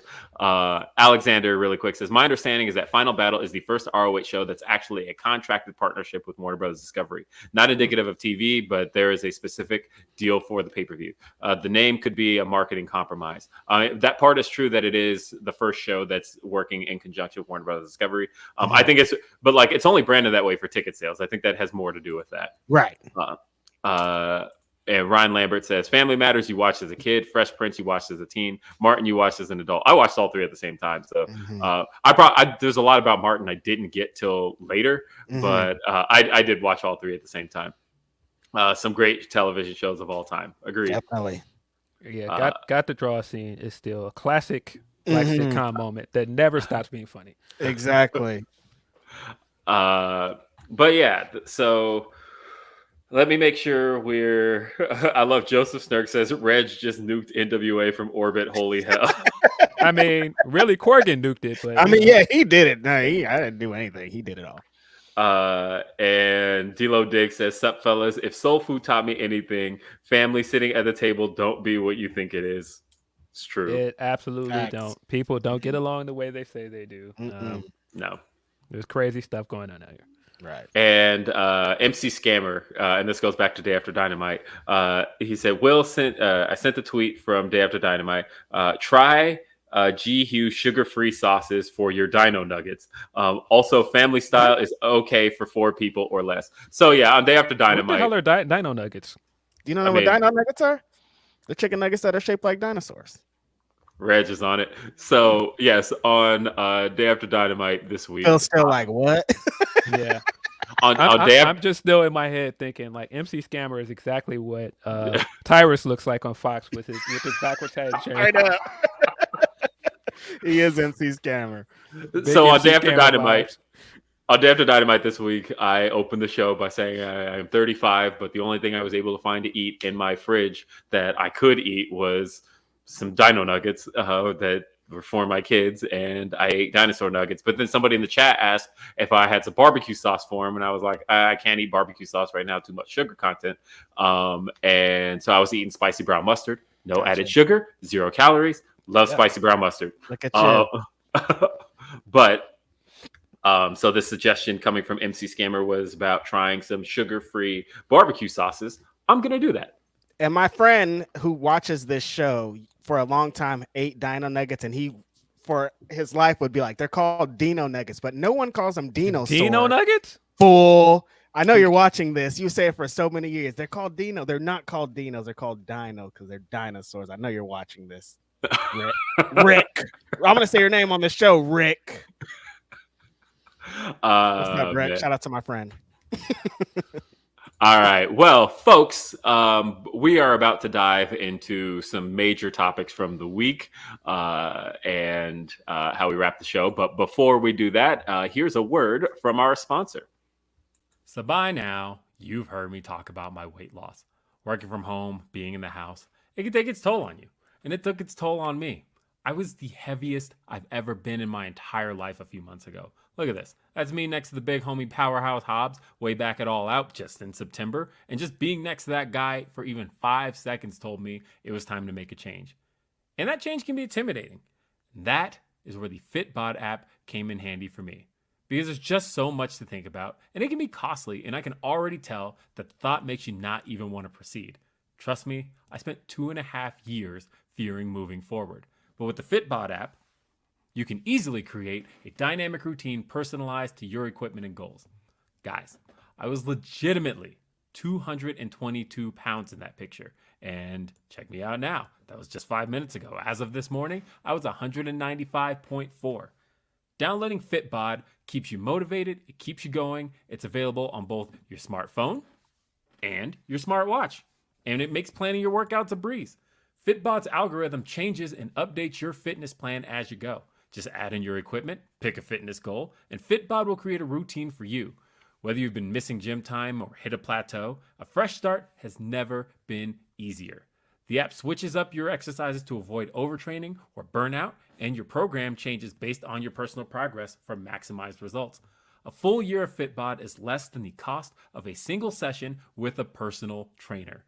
Join Fitbod right now and build a routine that grows with you without slimming down your wallet. Get 25% off your subscription or try the app free at our link in the description below, or just go to fitbod.me/Grapsody. That's fitbod.me/Grapsody. And again, save 25%. Thank you, fitbod.me/Grapsody. So let's talk about Mercedes Mone, because Mone talks. So the former Sasha Banks, filed multiple trademarks this week, including for the name Mercedes Monet. She also filed the trademark for the name Monet Talks.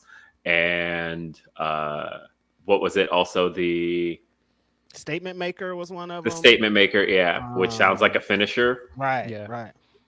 So, oh no, what's going on? What does this mean? Everybody keeps trying to tell me, like, people are like, maybe it's weed strains. I'm like, what are you guys talking about, dude? She went Nah. to the cookie store one time. Now all of a sudden she's some weed Nah. entrepreneur, and they're all into all these things. Yeah, and that could be possible, but Yeah. the timing of her not only clearly being back in the ring and working out again, and also that press release that came out for the show next year where it says formerly known as Sasha Banks. This throws everything I thought I knew into question, because I got on the podcast several times and said, nope, I don't believe you. I think you're going back. I think you'll be back by Survivor Series. I don't know if that's true anymore. I was like, so what did I say last week when somebody said, what are the chances of Sasha Banks being in AEW? I still am like 5%, but yeah, I'm still pretty low. I'm still pretty low, but I will say I'm above 0. I was convinced that she was going to be the one in the WarGames match at Survivor Series. I don't believe she is now. I'm fairly certain it's Beth Phoenix, and that'll be announced on Monday, because they're not going to. Please announce this. Don't wait till the night of. Absolutely do not try to do a surprise thing, because Boston's gonna think it's Sasha Banks and they're gonna be mad. Yeah, very mad. They'll announce it Monday, I think. They won't leave anything to mystery at this stage. But as a matter of fact, they even ran segments on Raw this week to remind you of why it's Beth Phoenix, and so it's Beth in this match. But all of a sudden now, where's Naomi? Where's Sasha Banks? That was like the one thing everybody thought for certain. They're like, Survivor Series, Boston. That's where these two come back. That's where it has to happen. That's where it's happening. I don't think so anymore. Yeah, I don't know, and I think the reason I was so sure she was going back is because I think one of the big hindrances for so long was the Vince and everything that happened before, and I think that nothing had really changed, but once Triple H got back in charge and he started calling everybody in his Rolodex, including people that are signed somewhere else, I was like, nah, he's definitely calling Sasha. And if anybody can get this done and get her to come back, it's Triple H. And I assumed that it would have happened by now. I assumed that whatever talks they had would have been figured out. There were rumors all the way back to SummerSlam that they were supposed to show up at SummerSlam. Right. And so I was like, no, she's coming back. But like this week is the first time I've been like, is she coming back? And there's also the timing of Saraya saying that her dream match is the match with Sasha. Her saying in the Renee interview that the first person she called when she cleared was Sasha. That's interesting. I'm not going to say that is the smoking gun that says she's gone and she's going to AEW, but it is interesting. I don't know what to make of any of this. And then she capped it off by saying, I'm going to have the match with Sasha Banks. So, like... Yeah. There's a lot here to make you question whether she's going back. I was about 100% sure at one point, and now I'm I would say about 90% sure. I've fallen to about... So, my AEW is still very low. I say 5%. But now I am like... If Sasha wanted to do a tour of Japan for a year, or a world tour in general for a year, especially with everything going on with the IWGP Women's Championship, not her coming out to confront Kyrie after the match tonight. But here's the thing: I don't see her doing a world tour. I feel like if she is not going back to WWE, she's gonna sign somewhere and get a bag. I don't think she's gonna go and start doing like indie shows. I don't see that happening. Can't nobody afford her, bro. What you talking about? Yeah, and I can see her doing the matches in Japan, but I also feel like that is in unison with her signing a deal. And the only place that she could sign a deal and still do that is AEW. Yeah. So I don't know, but are you kidding me? The possibility of Saraya beating Britt and then afterwards. I don't think it's happening tonight. I don't think it's happening tonight, but that possibility is crazy. Yeah. I mean, even sometime next year, her coming and showing up to confront Saraya is crazy. I I'm fine with either at this point. I think I had made up my mind that she was going back to WWE. That I had just gotten to the point where it doesn't matter at this point. Wherever she goes, wherever she's happy, I want to see her go. Yeah. I mean, I will say, I actually, when I saw those trademarks, I thought Mercedes Moné is a great name. I fell in love with it immediately. I was like, because for one, I thought that, like, my brain immediately went to like Janelle Monáe, and I was like, yeah, it works for me. Everything clicks. In the same way that like Sasha Banks very much felt like kind of a play, like Sasha Fierce at the time was a big thing. And so I kind of got a lot of, again, just R&B star vibes, which is something that Sasha Banks has always had. And it just feels like, and then of course, seeing the trademark on Monet Talks, and I'm like, that's the one. Are you kidding me? By the way, I did think it was funny that when Max did throw his shot at my guy, I did notice that he threw that lotto flip in there. I was like, man, he knows our guy likes Mercedes, not Mercedes, but Mariah too. Like, is that why he threw that little dick energy line in there? It's all coming back together, man. It's all coming together. So let's talk about it. This is the big one. Yeah. So, your boy was mentioned in a rap, and I have to give Caden here credit for this because I told the story on Day After Dynamite, but I have to tell it again for the Grapsody audience. So, this past Wednesday, I'm watching Dynamite, and usually the raps are a lot shorter. They usually don't run them in full form when they run them on Dynamite or Rampage. They'll usually like play half of it and then say like, see the rest on YouTube. And so we get the opening of the video with Captain Insano, which was great stuff. I laughed hysterically at that. I thought it was very good. I was very happy to see him finally get to pull out the Captain Insano trademark. Cool stuff. And then they get into the rap. And again, there were some good disses in there. There was some great disses in there. And, they talked about how you're going to be a rapper and you can't spit. Like, it's all stuff that you would have expected. They get to the chorus and all of that. And I maybe stopped paying attention right after the first hook. And so because Veda was home. Veda's usually not home during Dynamite. She's usually at dance class. She was sick. She had asked me for some water. And I was like, yeah, sure, because the match is about to start. I'm going to go fix some water. Wasn't even thinking about it. All of a sudden, my phone vibrates, and it's a message from Caden, who's sitting right on the other side of this laptop. And it said, I'm just going to pull it up exactly as it read and exactly what our exchange was. So I get this message from Caden, and it says... Yo, Google got to start sending us a check, by the way, man. I'm saying. Fix all on our video, man. Yeah. Send a check, big dog. Hold on. It says... he goes, did they just call you out? And I said, I missed it. What was said? And he said, you have family in the dirt sheets. And before I could even respond to that part, my phone vibrates literally 100 times. It just starts vibrating nonstop. And I thought, okay, something clearly just happened. So I had to back it up to even see what just happened. And I went back and listened to the line. And it wasn't just the family in the dirt sheets line. It was the line after that where he implied that the dirt sheets are the reason that people are fond of Swerve, implying that we are agents putting him over. You got us involved too, Max. A lot of agent talk this week. A lot of agent talk. A lot of agent talk this week. Okay. And what's going on here.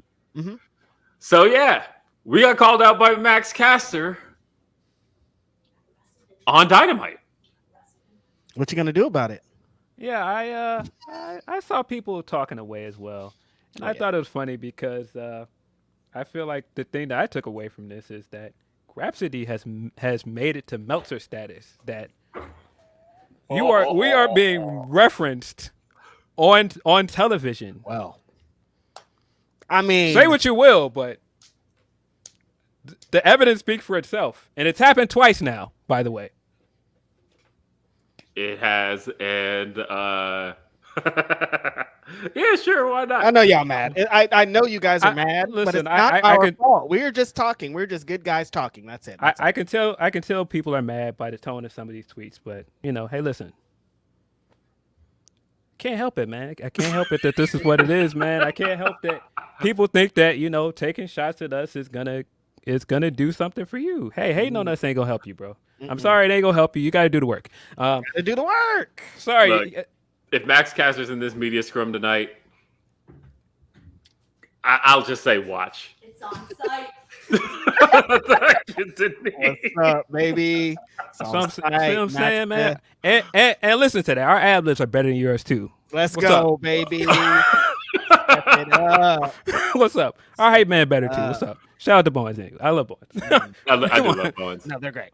No, and look, and Max is great too. I'm not using this to throw shots, but I do think it's funny that I don't know, man. Certain people's names keep popping up, man. You know, I don't know. Yeah. Which, by the way, if you want more of this guy right here, you could always listen to me on Wrestle Rap with the homie Ilfam that's also on there. Shout out to Ilfam.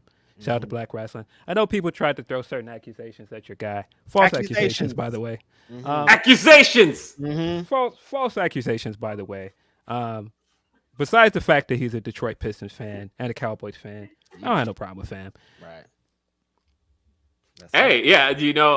And speaking of Wrestle Rap, shout out to Emilio who was here at the Airbnb. We were chilling. It was good stuff. Man, I saw Cornrow Sparks was in the building. Yeah, I know. He showed up with the cornrows here yesterday. I seen his Instagram story this week where he was getting them done, and I see how he gets it done. You know, folks come to his hometown, he's got to get it right. Although he's not a Jersey guy, cross the bridge. Yeah, which is a shame that I won't get to see any of New York while I'm here because I leave first thing tomorrow afternoon. So I'm surprised you're staying that long. I thought your flight would be at midnight tonight. You got to run out of the airport. I'm never doing that again. I will absolutely never. That one in Vegas, you had to run out of the Scrum. We're like, where's Will going? I did. I had to piece out of the Scrum in Vegas because my flight. I thought, silly me, thinking that the Scrum would end at a reasonable time. So silly. That I could just head straight to the airport. We'd be good. Didn't even remotely think that I would have to do the whole sneaking out of the room. You got to shimmy past a couple people to get out. This is crazy. Yeah. Oh man. Also, I know that this is because Ricky got hurt and you had to move certain stuff, but I appreciate us getting the finals match in Chicago, Illinois, where your boy will be in attendance. Oh, you're gonna be there. That's cool. Of course, it's Chicago. I'm tired of it's y'all. the day before Thanksgiving. You didn't go to the last one, so that was why I wasn't sure. I mean, the only reason I didn't go is because of the snowstorm, but I had planned to go. Right. Yeah, if I can fully understand that. And that's next week, right? Next Wednesday. It's coming Wednesday. Yeah, coming up. Yeah. RH says, got a late start on the show, but I think Regal turns on Blackpool Combat Club, joins with MJF, but never trusts the devil as he holds a grudge. MJF stomps out Regal. I don't think we're getting that just yet, but that would be really convoluted for that one night, right? There's a lot going on here. I do think there's symmetry to him saying that he's not going to beat him with the ring, and it's the same stipulation basically from their first championship match at Full Gear, where he said, "I will not beat you with the paradigm shift." You just told me how he's gonna win it. He said, "I'm not going to beat the ring." So Regal's gonna hand him the brass knucks to knock him out. I hate that Phil, by the way, is one of the best thinkers, I think, when it comes to... I don't know how it happened so fast either. He'll just be like, in this. I'm like, yo. The symmetry is there. He's going to win, and he's going to cheat to win. He's not going to remain a babyface. He's going to cheat. Nobody wants Max as a babyface. No, of course not. But I do think what is going to be dope, though, is that Winter is coming. I think it's pretty solidly going to be Ricky Starks versus MJF. And just thinking about how much Winter is coming has been an important event to AEW. When you think about how the first Winter is coming was Kenny Omega versus Jon Moxley, the biggest match you could have up until that point. The second Winter is coming was Hangman Adam Page versus Bryan Danielson. Again, a huge match that ended up being probably the best match of Hangman Adam Page's career. Yep. And then all of a sudden now we're getting to the third one. And being the most important Dynamite of the year, doing MJF versus Ricky Starks. Yes. Like, I love the fact that in this case, they're using it as an elevation kind of, where it's the main event, it's the title match, but it's also the two biggest rising stars in AEW, and they've got a couple weeks to do it, right? Because Them promos gonna be fire. Oh buddy. my God, they're gonna go crazy. Yeah, that's gonna be some great stuff, and I'm really looking forward to when that plays out. We've got Albert. Albert Ponce says, G. Hugh sugar-free barbecue sauce is awesome. Thank you. Jake says, Will talking about being unhealthy at 220 has me at 5'8", 222, making that Frank Beamer meme face. I mean, I don't know, but I really was. And I can't stress that enough that, look, Yes, the big homie out there. I see you. I see what's going on here. Yeah, no, there were other like health aspects to it all that I was that weren't good. I'll say this. I'll just put it out there. I do have a family history of diabetes, and like my docs were like legit concerned, and kind of still are. And so that's one of those things. Like I gotta keep my shit under control, or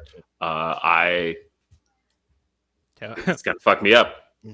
Don't tell my dad that. My dad doesn't believe in that. One of the funniest things he's ever told me is he went to a doctor, and it's a total dad joke, but he went to the doctor, and the doctor was like, yeah, you gotta be careful. You know diabetes runs in your family. He was like, what is it? Diabetes has legs now?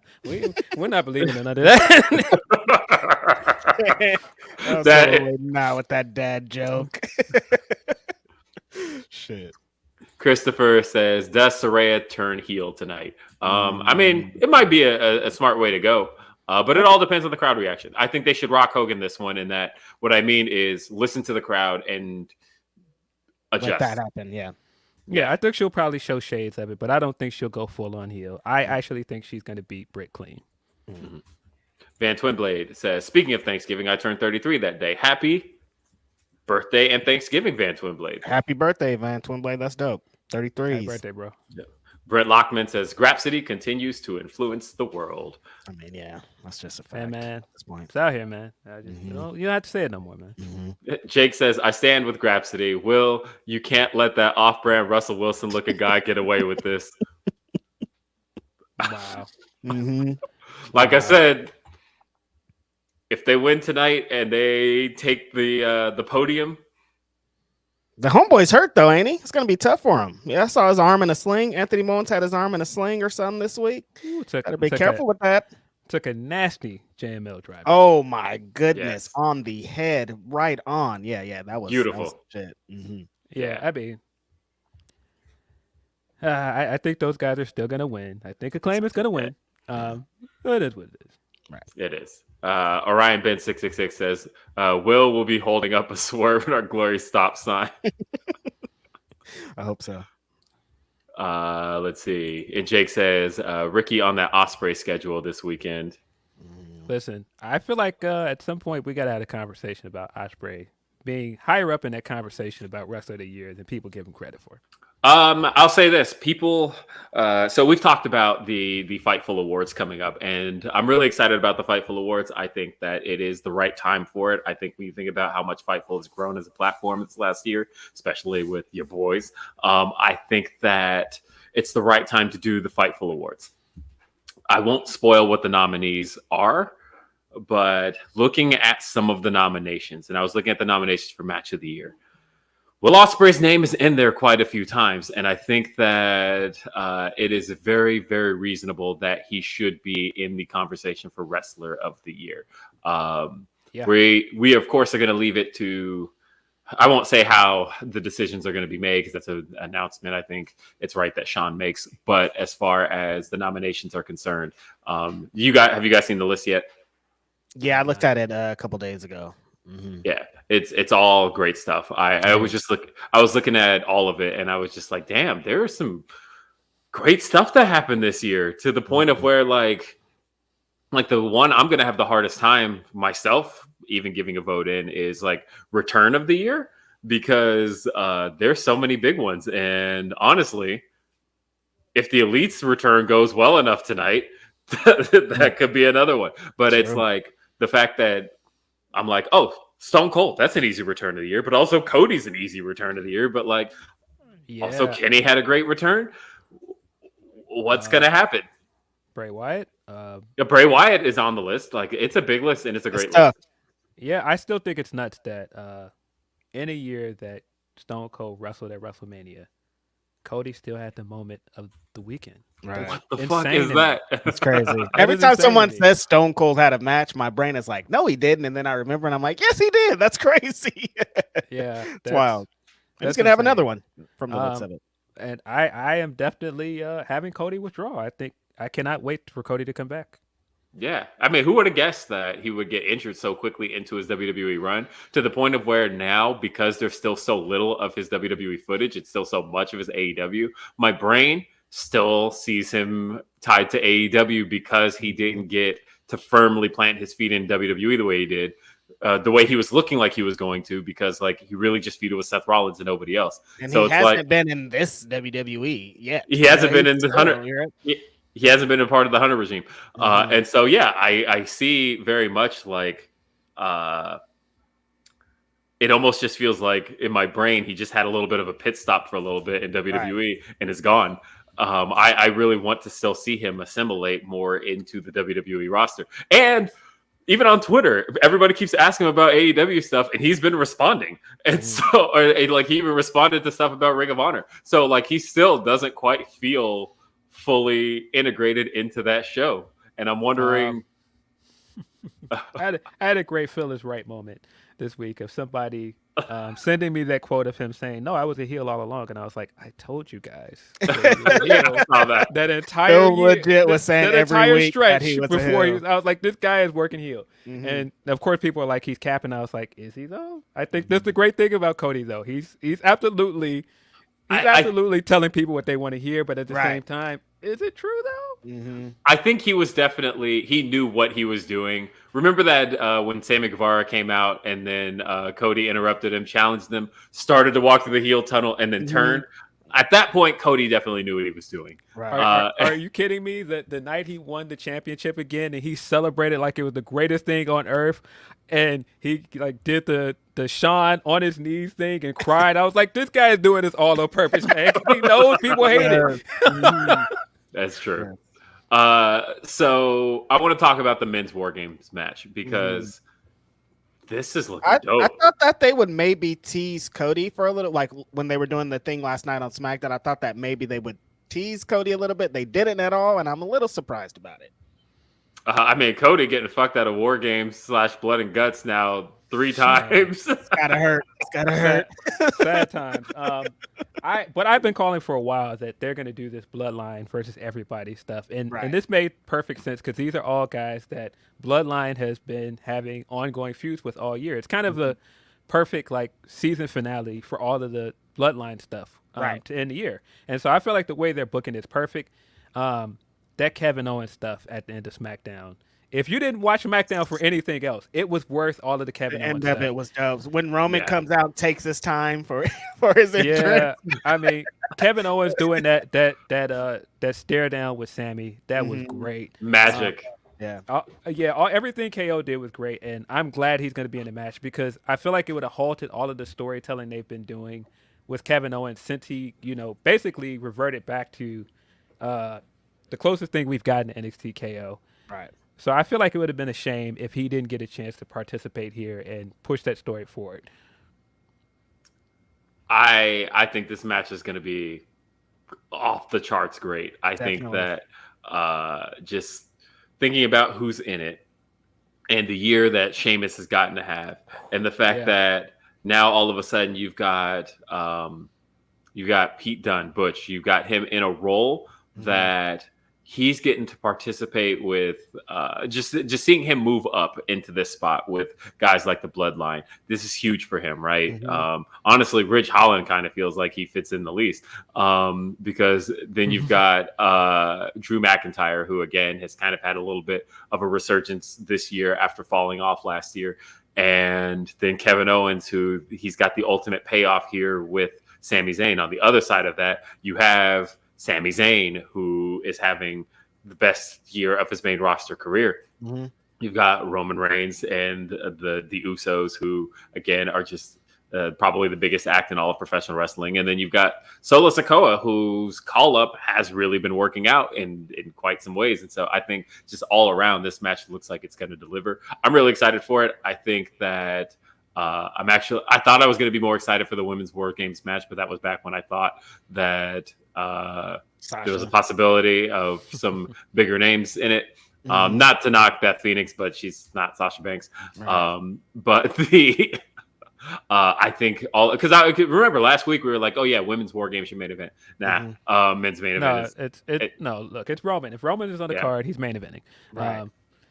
Yeah, it's tough because I do think they did some great stuff with the women's stuff from SummerSlam, but I almost feel like they dragged it out for too long. It's too much. And it lost some of the heat that it had. And I feel like everything they're doing with the men's WarGame match, it just feels fresh, and it just feels like I said, a proper conclusion to everything Bloodline has been doing all year. I do think that coming out of this, I could see Bloodline losing, and I could see they're going to kick out Sammy. Yeah, and I could see Sheamus being the guy to challenge Roman at Royal Rumble. Yep, I can see that too. It seems like they were setting it up last night with the stare downs and all the brawls and everything. Which is so funny when you think about, especially thinking about the career your Sheamus is having. Because I look back at 2015. Roman wins the World Heavyweight title at SummerSlam. And then gets cashed in on by Sheamus. Probably the worst cash in of all time. In terms of worst successful cash in. Just everything about it was wrong. The fans wanted Dean Ambrose to win that match. The fans not only didn't get Dean Ambrose, but then Roman gets cashed in on and just looks like a fucking dummy. And it was like just Survivor Series 2015, awful ending. Yeah. And then Sheamus goes into this feud with Roman Reigns. Nobody wanted to see. People hated this feud. It was just like, this sucks. Nobody wanted to see Sheamus. Nobody ever wanted to see Sheamus win Money in the Bank. I feel like all of Sheamus's title pushes always happened at the wrong time. They always happened when people weren't wanting Sheamus. Right. When he won the title in 2009, nobody was asking for Sheamus. Nobody at all. And so when he won the title in 2015, it was like, nah, people were like really begging for Dean Ambrose, and you gave him Sheamus. And even in 2012, when it was like, hey, Daniel Bryan is getting really over with this yes thing. 18 seconds, like you really fucked Sheamus there. I hated him. Yeah, and he played a big role in creating the Yes Movement because nobody wanted to see him as champion. Exactly. Right. It was because of Sheamus that we wanted Daniel Bryan so bad. And I say all this to say that this may be finally the time where all the stars have finally aligned for Sheamus to get a push, and people do want to see it. That's crazy that it finally happened. Every time Sheamus got pushed, it was always at the wrong time. And we're finally here. We're finally at a point where, like, if you told me now Sheamus challenges Roman Reigns for the title, I'm like, yeah, I see it. I want it. Give it. Yeah, that's the one. By the way, I think Bryan's Money in the Bank cash-in is kind of underrated. I think that the way they did it was bad, but the fact that it created this moment for him, it created the yes chant because him winning and doing this over-the-top celebration is hilarious. It at least gave us a memorable moment. But I will say, Phil, that is a testament to how good Bryan is, because Bryan has been handed some shit sandwich stuff that anybody else would have crumbled under. When I think Bryan's cash-in is also one of the worst cash-ins just based on the fact that he didn't do anything. He just ran in and pinned. And I thought, of course he couldn't even give Bryan a little bit of offense in making it look like his victory. It was something he stole. But luckily Bryan's as good as he is, and he made that work. Bryan lost in 18 seconds. That is something that would have ruined anybody else's career, but not Bryan Danielson. That he is a man that could turn that around. The planet's champion on paper is dumb as fuck when you think about the idea that you essentially turned something that is ideally good. Like, I couldn't believe at one point I saw Vince McMahon, who at that point in 2018 was like, had already done all the Trump stuff. He had a wife in the Trump administration, and literally Donald Trump was trying to undo all environmental protections at that point. You had AJ Styles, a guy who might questionably think the earth is flat. And these are the baby faces in this scenario telling Bryan Danielson, shut the fuck up about the earth. And I just thought, on paper, this is awful, right? Mm-hmm. But Bryan Danielson could make it work. Mm-hmm. Yeah, but it plays into everything about Bryan and the company at that point, that they want to tell us in every way, look, don't cheer this guy. And at the time, like, no, this guy's great. What are you talking about? Like, we're not against this guy. We're with this guy. But yeah, I think Sheamus versus Roman at Royal Rumble has the potential to be a very good match. I mean, Sheamus ain't missed in a long time, man, and I feel like he's at his most likable. Him coming out and talking about his wedding and bringing the stuff full circle with Drew McIntyre was really good last night as well. Mm-hmm. Yeah. No, there's some great stuff on SmackDown last night. I thought the opener was really, really good. I thought a shooting star to a standing opponent. Bomb. Loved it. Beautiful. Mm-hmm. That I thought something else was going to happen. I was like, is he going to like catch him with a cutter? Like what's about to happen? And the fact that he just hit it was great. Yeah. Because now you do set that up for reversal later on. That'll make sense. Because, a shooting star to a standing opponent has always been, remember when everybody gave Jericho shit for that match he had with Randy Orton, where he just like did a dive off the top rope into an RKO, and everybody's like, Jericho, you have no diving moves. What were you going to do? Mm-hmm. That was why would you do that? What are you diving for? Like, Jericho has nothing that's a dive, and you just got caught with an RKO. What were you gonna do? And he was like, you never. And he like got really defensive on Twitter. I remember that. Jericho was like, he's like, I could have been going for a headbutt. You never know. Like, you've never done any of that. Okay. You don't have a shoulder block. You don't have nothing that you do that you literally just jumped into Randy Orton and hit you with an RKO. But what I like here is that what I liked here though was again, Ricochet. He set himself up to give us a moment way later on. Yeah, anything. Anything that could be reversed into. Mm-hmm. It was just a cool sight, though. It was a very good match. I thought it was a great way to open. But I also thought the main event was very good. Yeah. And so, I thought watching SmackDown on a plane, it was finicky at that point because the DirecTV signal on the plane was going in and out during SmackDown. But I enjoyed it a lot. Yeah, that is the irony of this Braun stuff, because that's exactly what Orton said, that you need the flippy guy to give you a spot to get over. And that's exactly what he's going to do in this match. He's going to do a flippy moment that gives Braun a moment that looks cool. I've seen people say that Braun might get cheated and he's going to lose. Braun is going to win this match. I'll eat my words if I'm wrong next week, but I think Braun's going to win this match. Speaking of Jericho, did y'all see y'all man's on a Masked Singer? He got a unmasked. Everybody knew. The worst secret ever. This is like that Masked Singer where Wayne was in that robot costume, right? And he was singing what was he singing?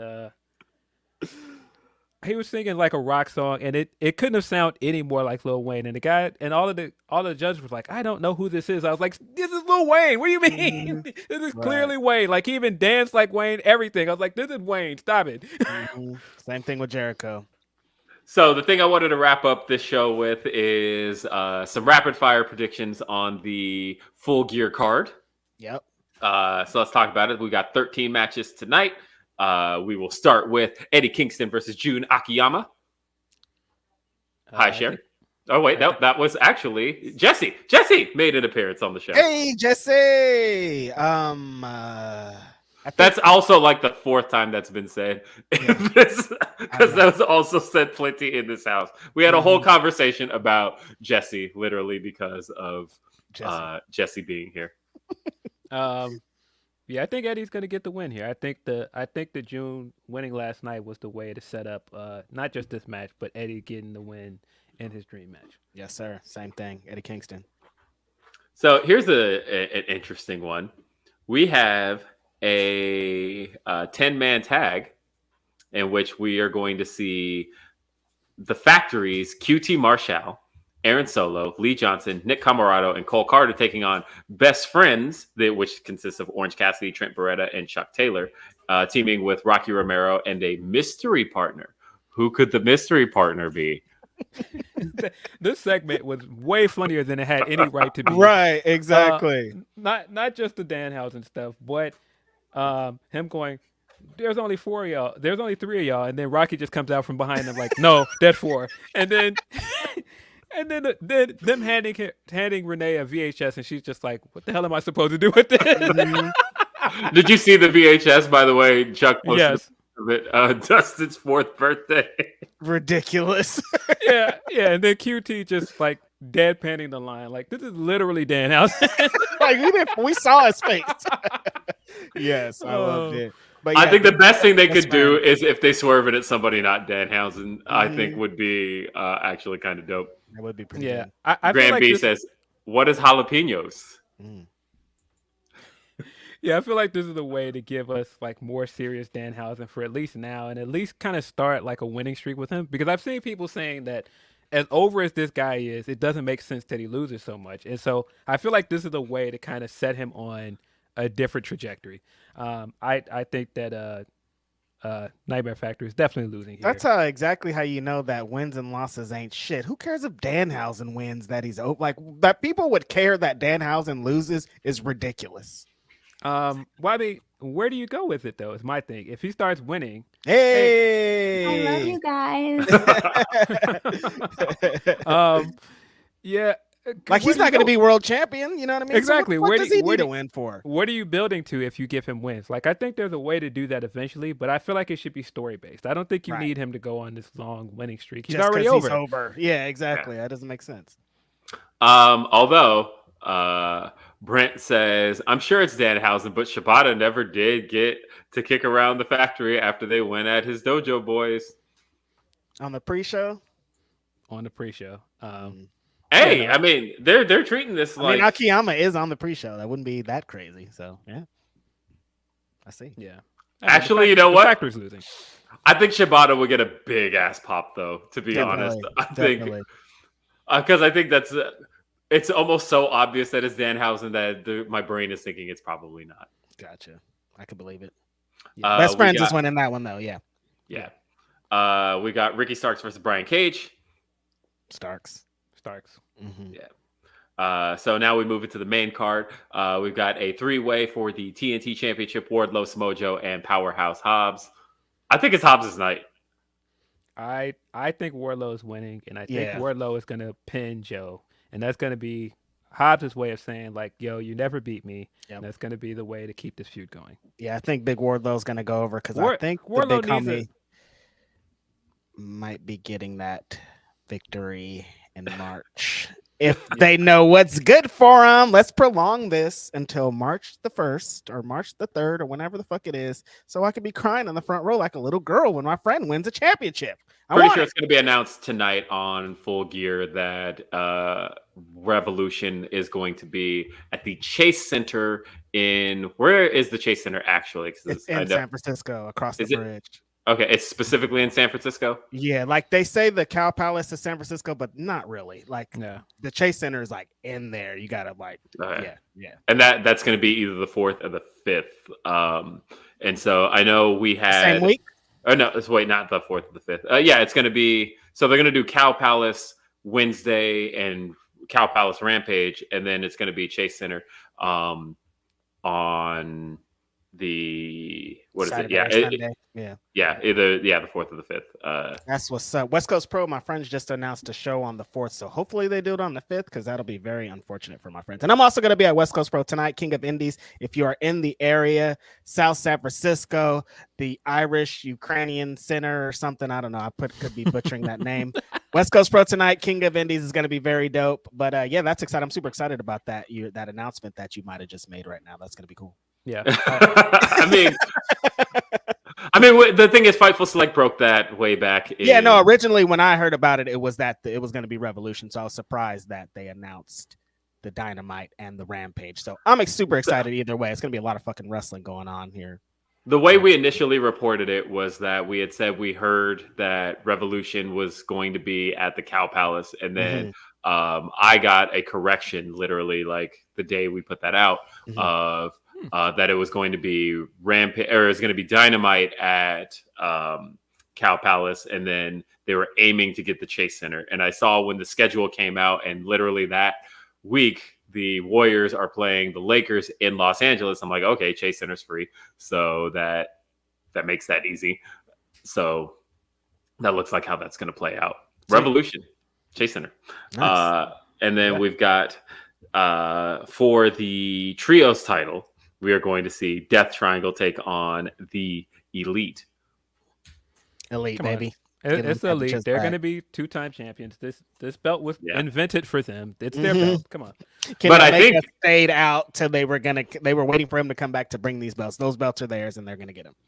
I think it's the Elite for sure. But I think after the match, I do think House of Black does kick off the Elite versus House of Black feud. I have a question for you guys, though. Goodness. I think we're going to see a lot of the Elite versus House of Black. I think you could play that out for a while. There's so many singles combinations you could run with until like Revolution, really. Yep. But my question is,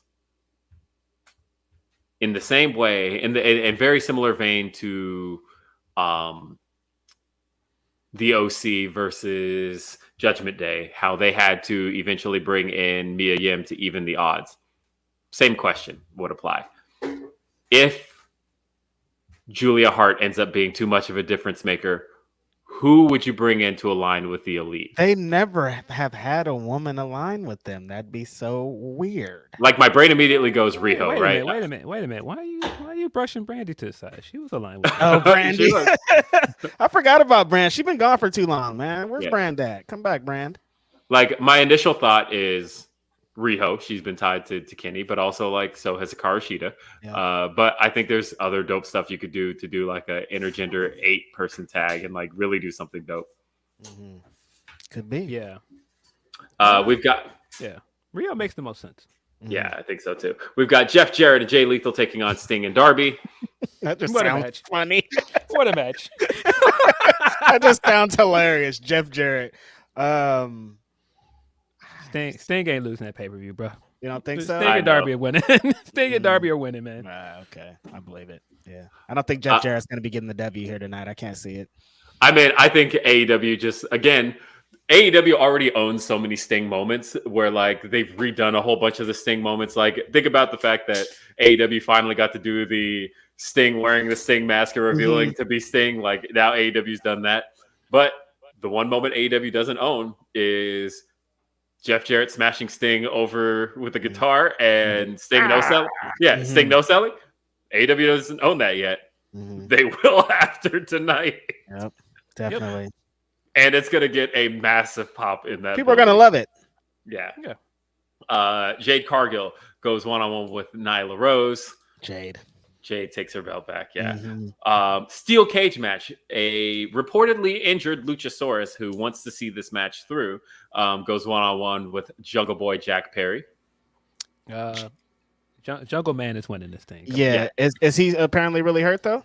Yeah, he's very much hurt, and I guess this is pretty much working through injury to get through this match. That's unfortunate. Yeah, I think Jungle Boy is going to definitely get the W here, and hopefully Luchasaurus is all right after this because that sucks.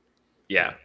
So I forgot what he hurt, but he is definitely supposed to take some time to take care of that. But he specifically wants to work this match. Let me be sure that's. Damn it, Christian's hurt too. I'm like, Jungle Boy can't catch a break. They're gonna have to get him some new homies to feud with at this point. Yeah, it's his right arm. His right arm is injured.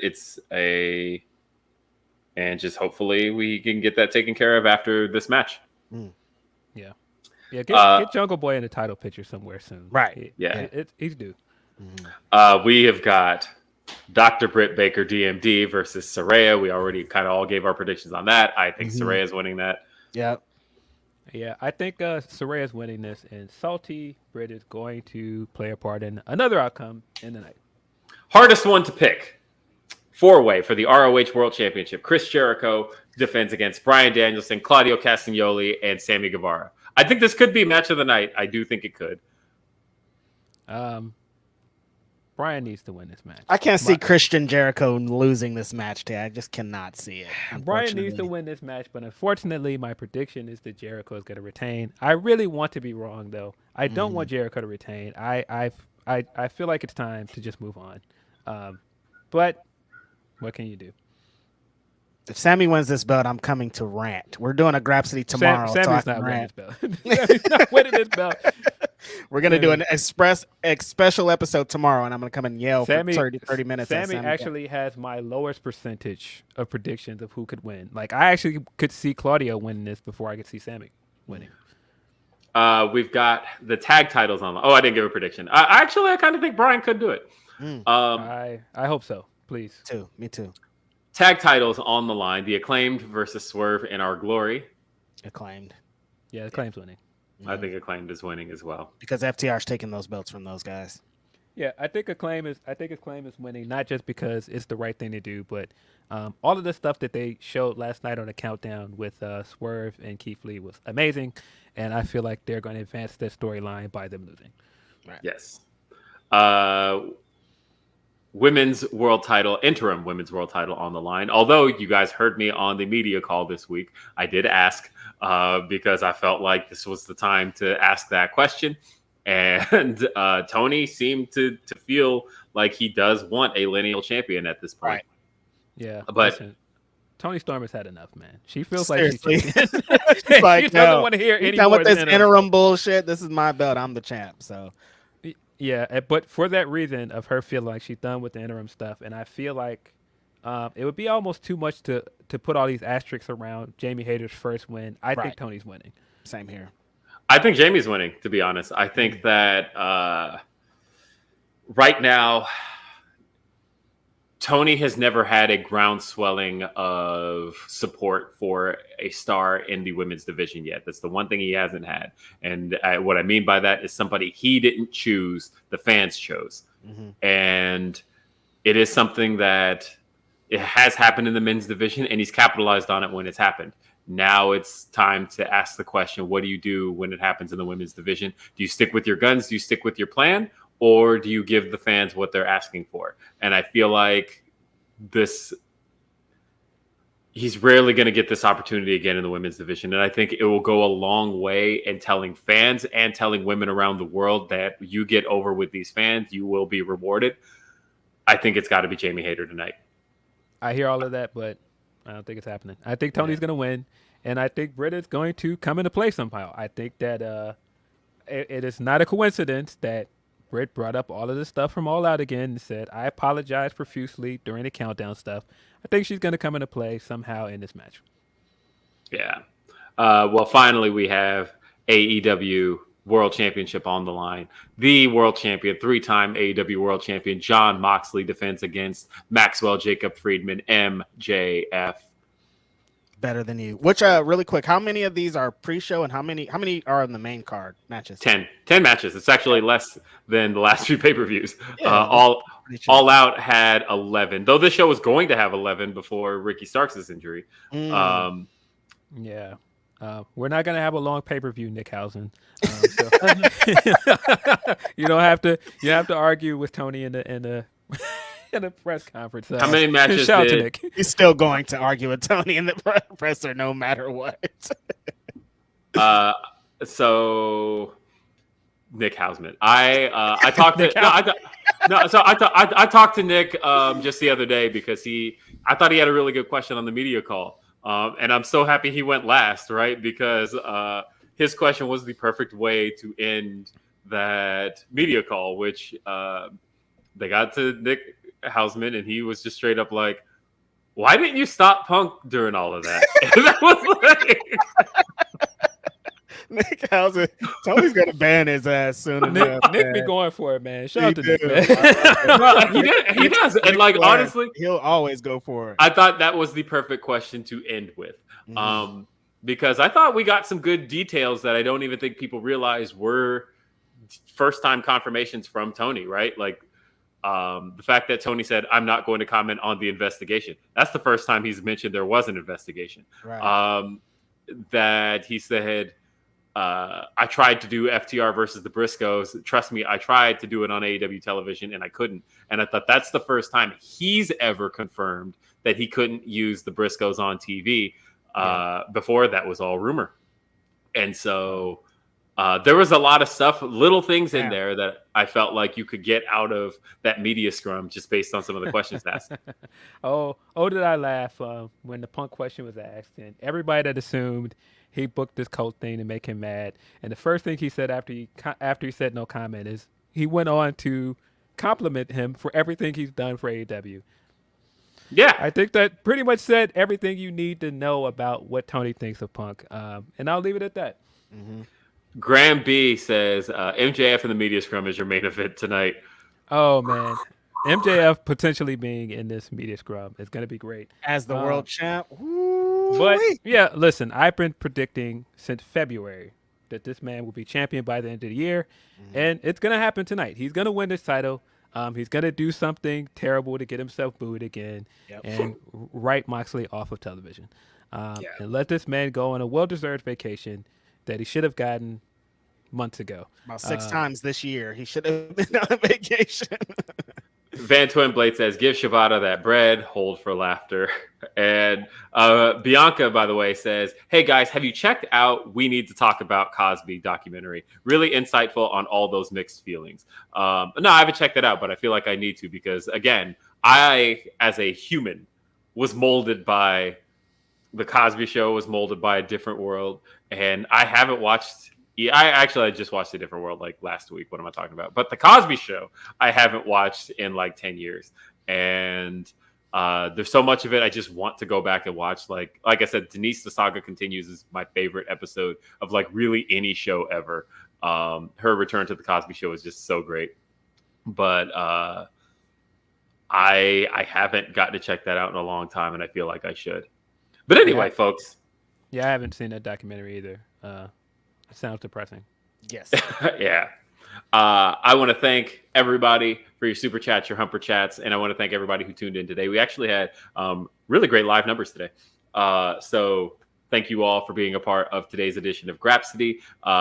Be sure to stay tuned to the Fightful feed tonight. There will be a Fightful post-show after Full Gear. And then also on the Fightful YouTube, we'll be streaming the Media Scrum. And that'll I got a better mic for it this time because I know people are always like, hey, the audio is kind of I absolutely have a great mic that I just spent a shit ton of money on. So I gonna be much better mics for the Media Scrum tonight. And yeah, so check that all out. Funny that we did great views today. Hey, thanks a lot, Max. Thanks for the free press. Shout out. Appreciate it. All right, that's how it ain't over. That's how we're gonna wrap up the show. Thank you for being here. For Philip Lindsey, for Righteous Reg, I'm Will Washington. We'll see you next time. Have a great day. Peace.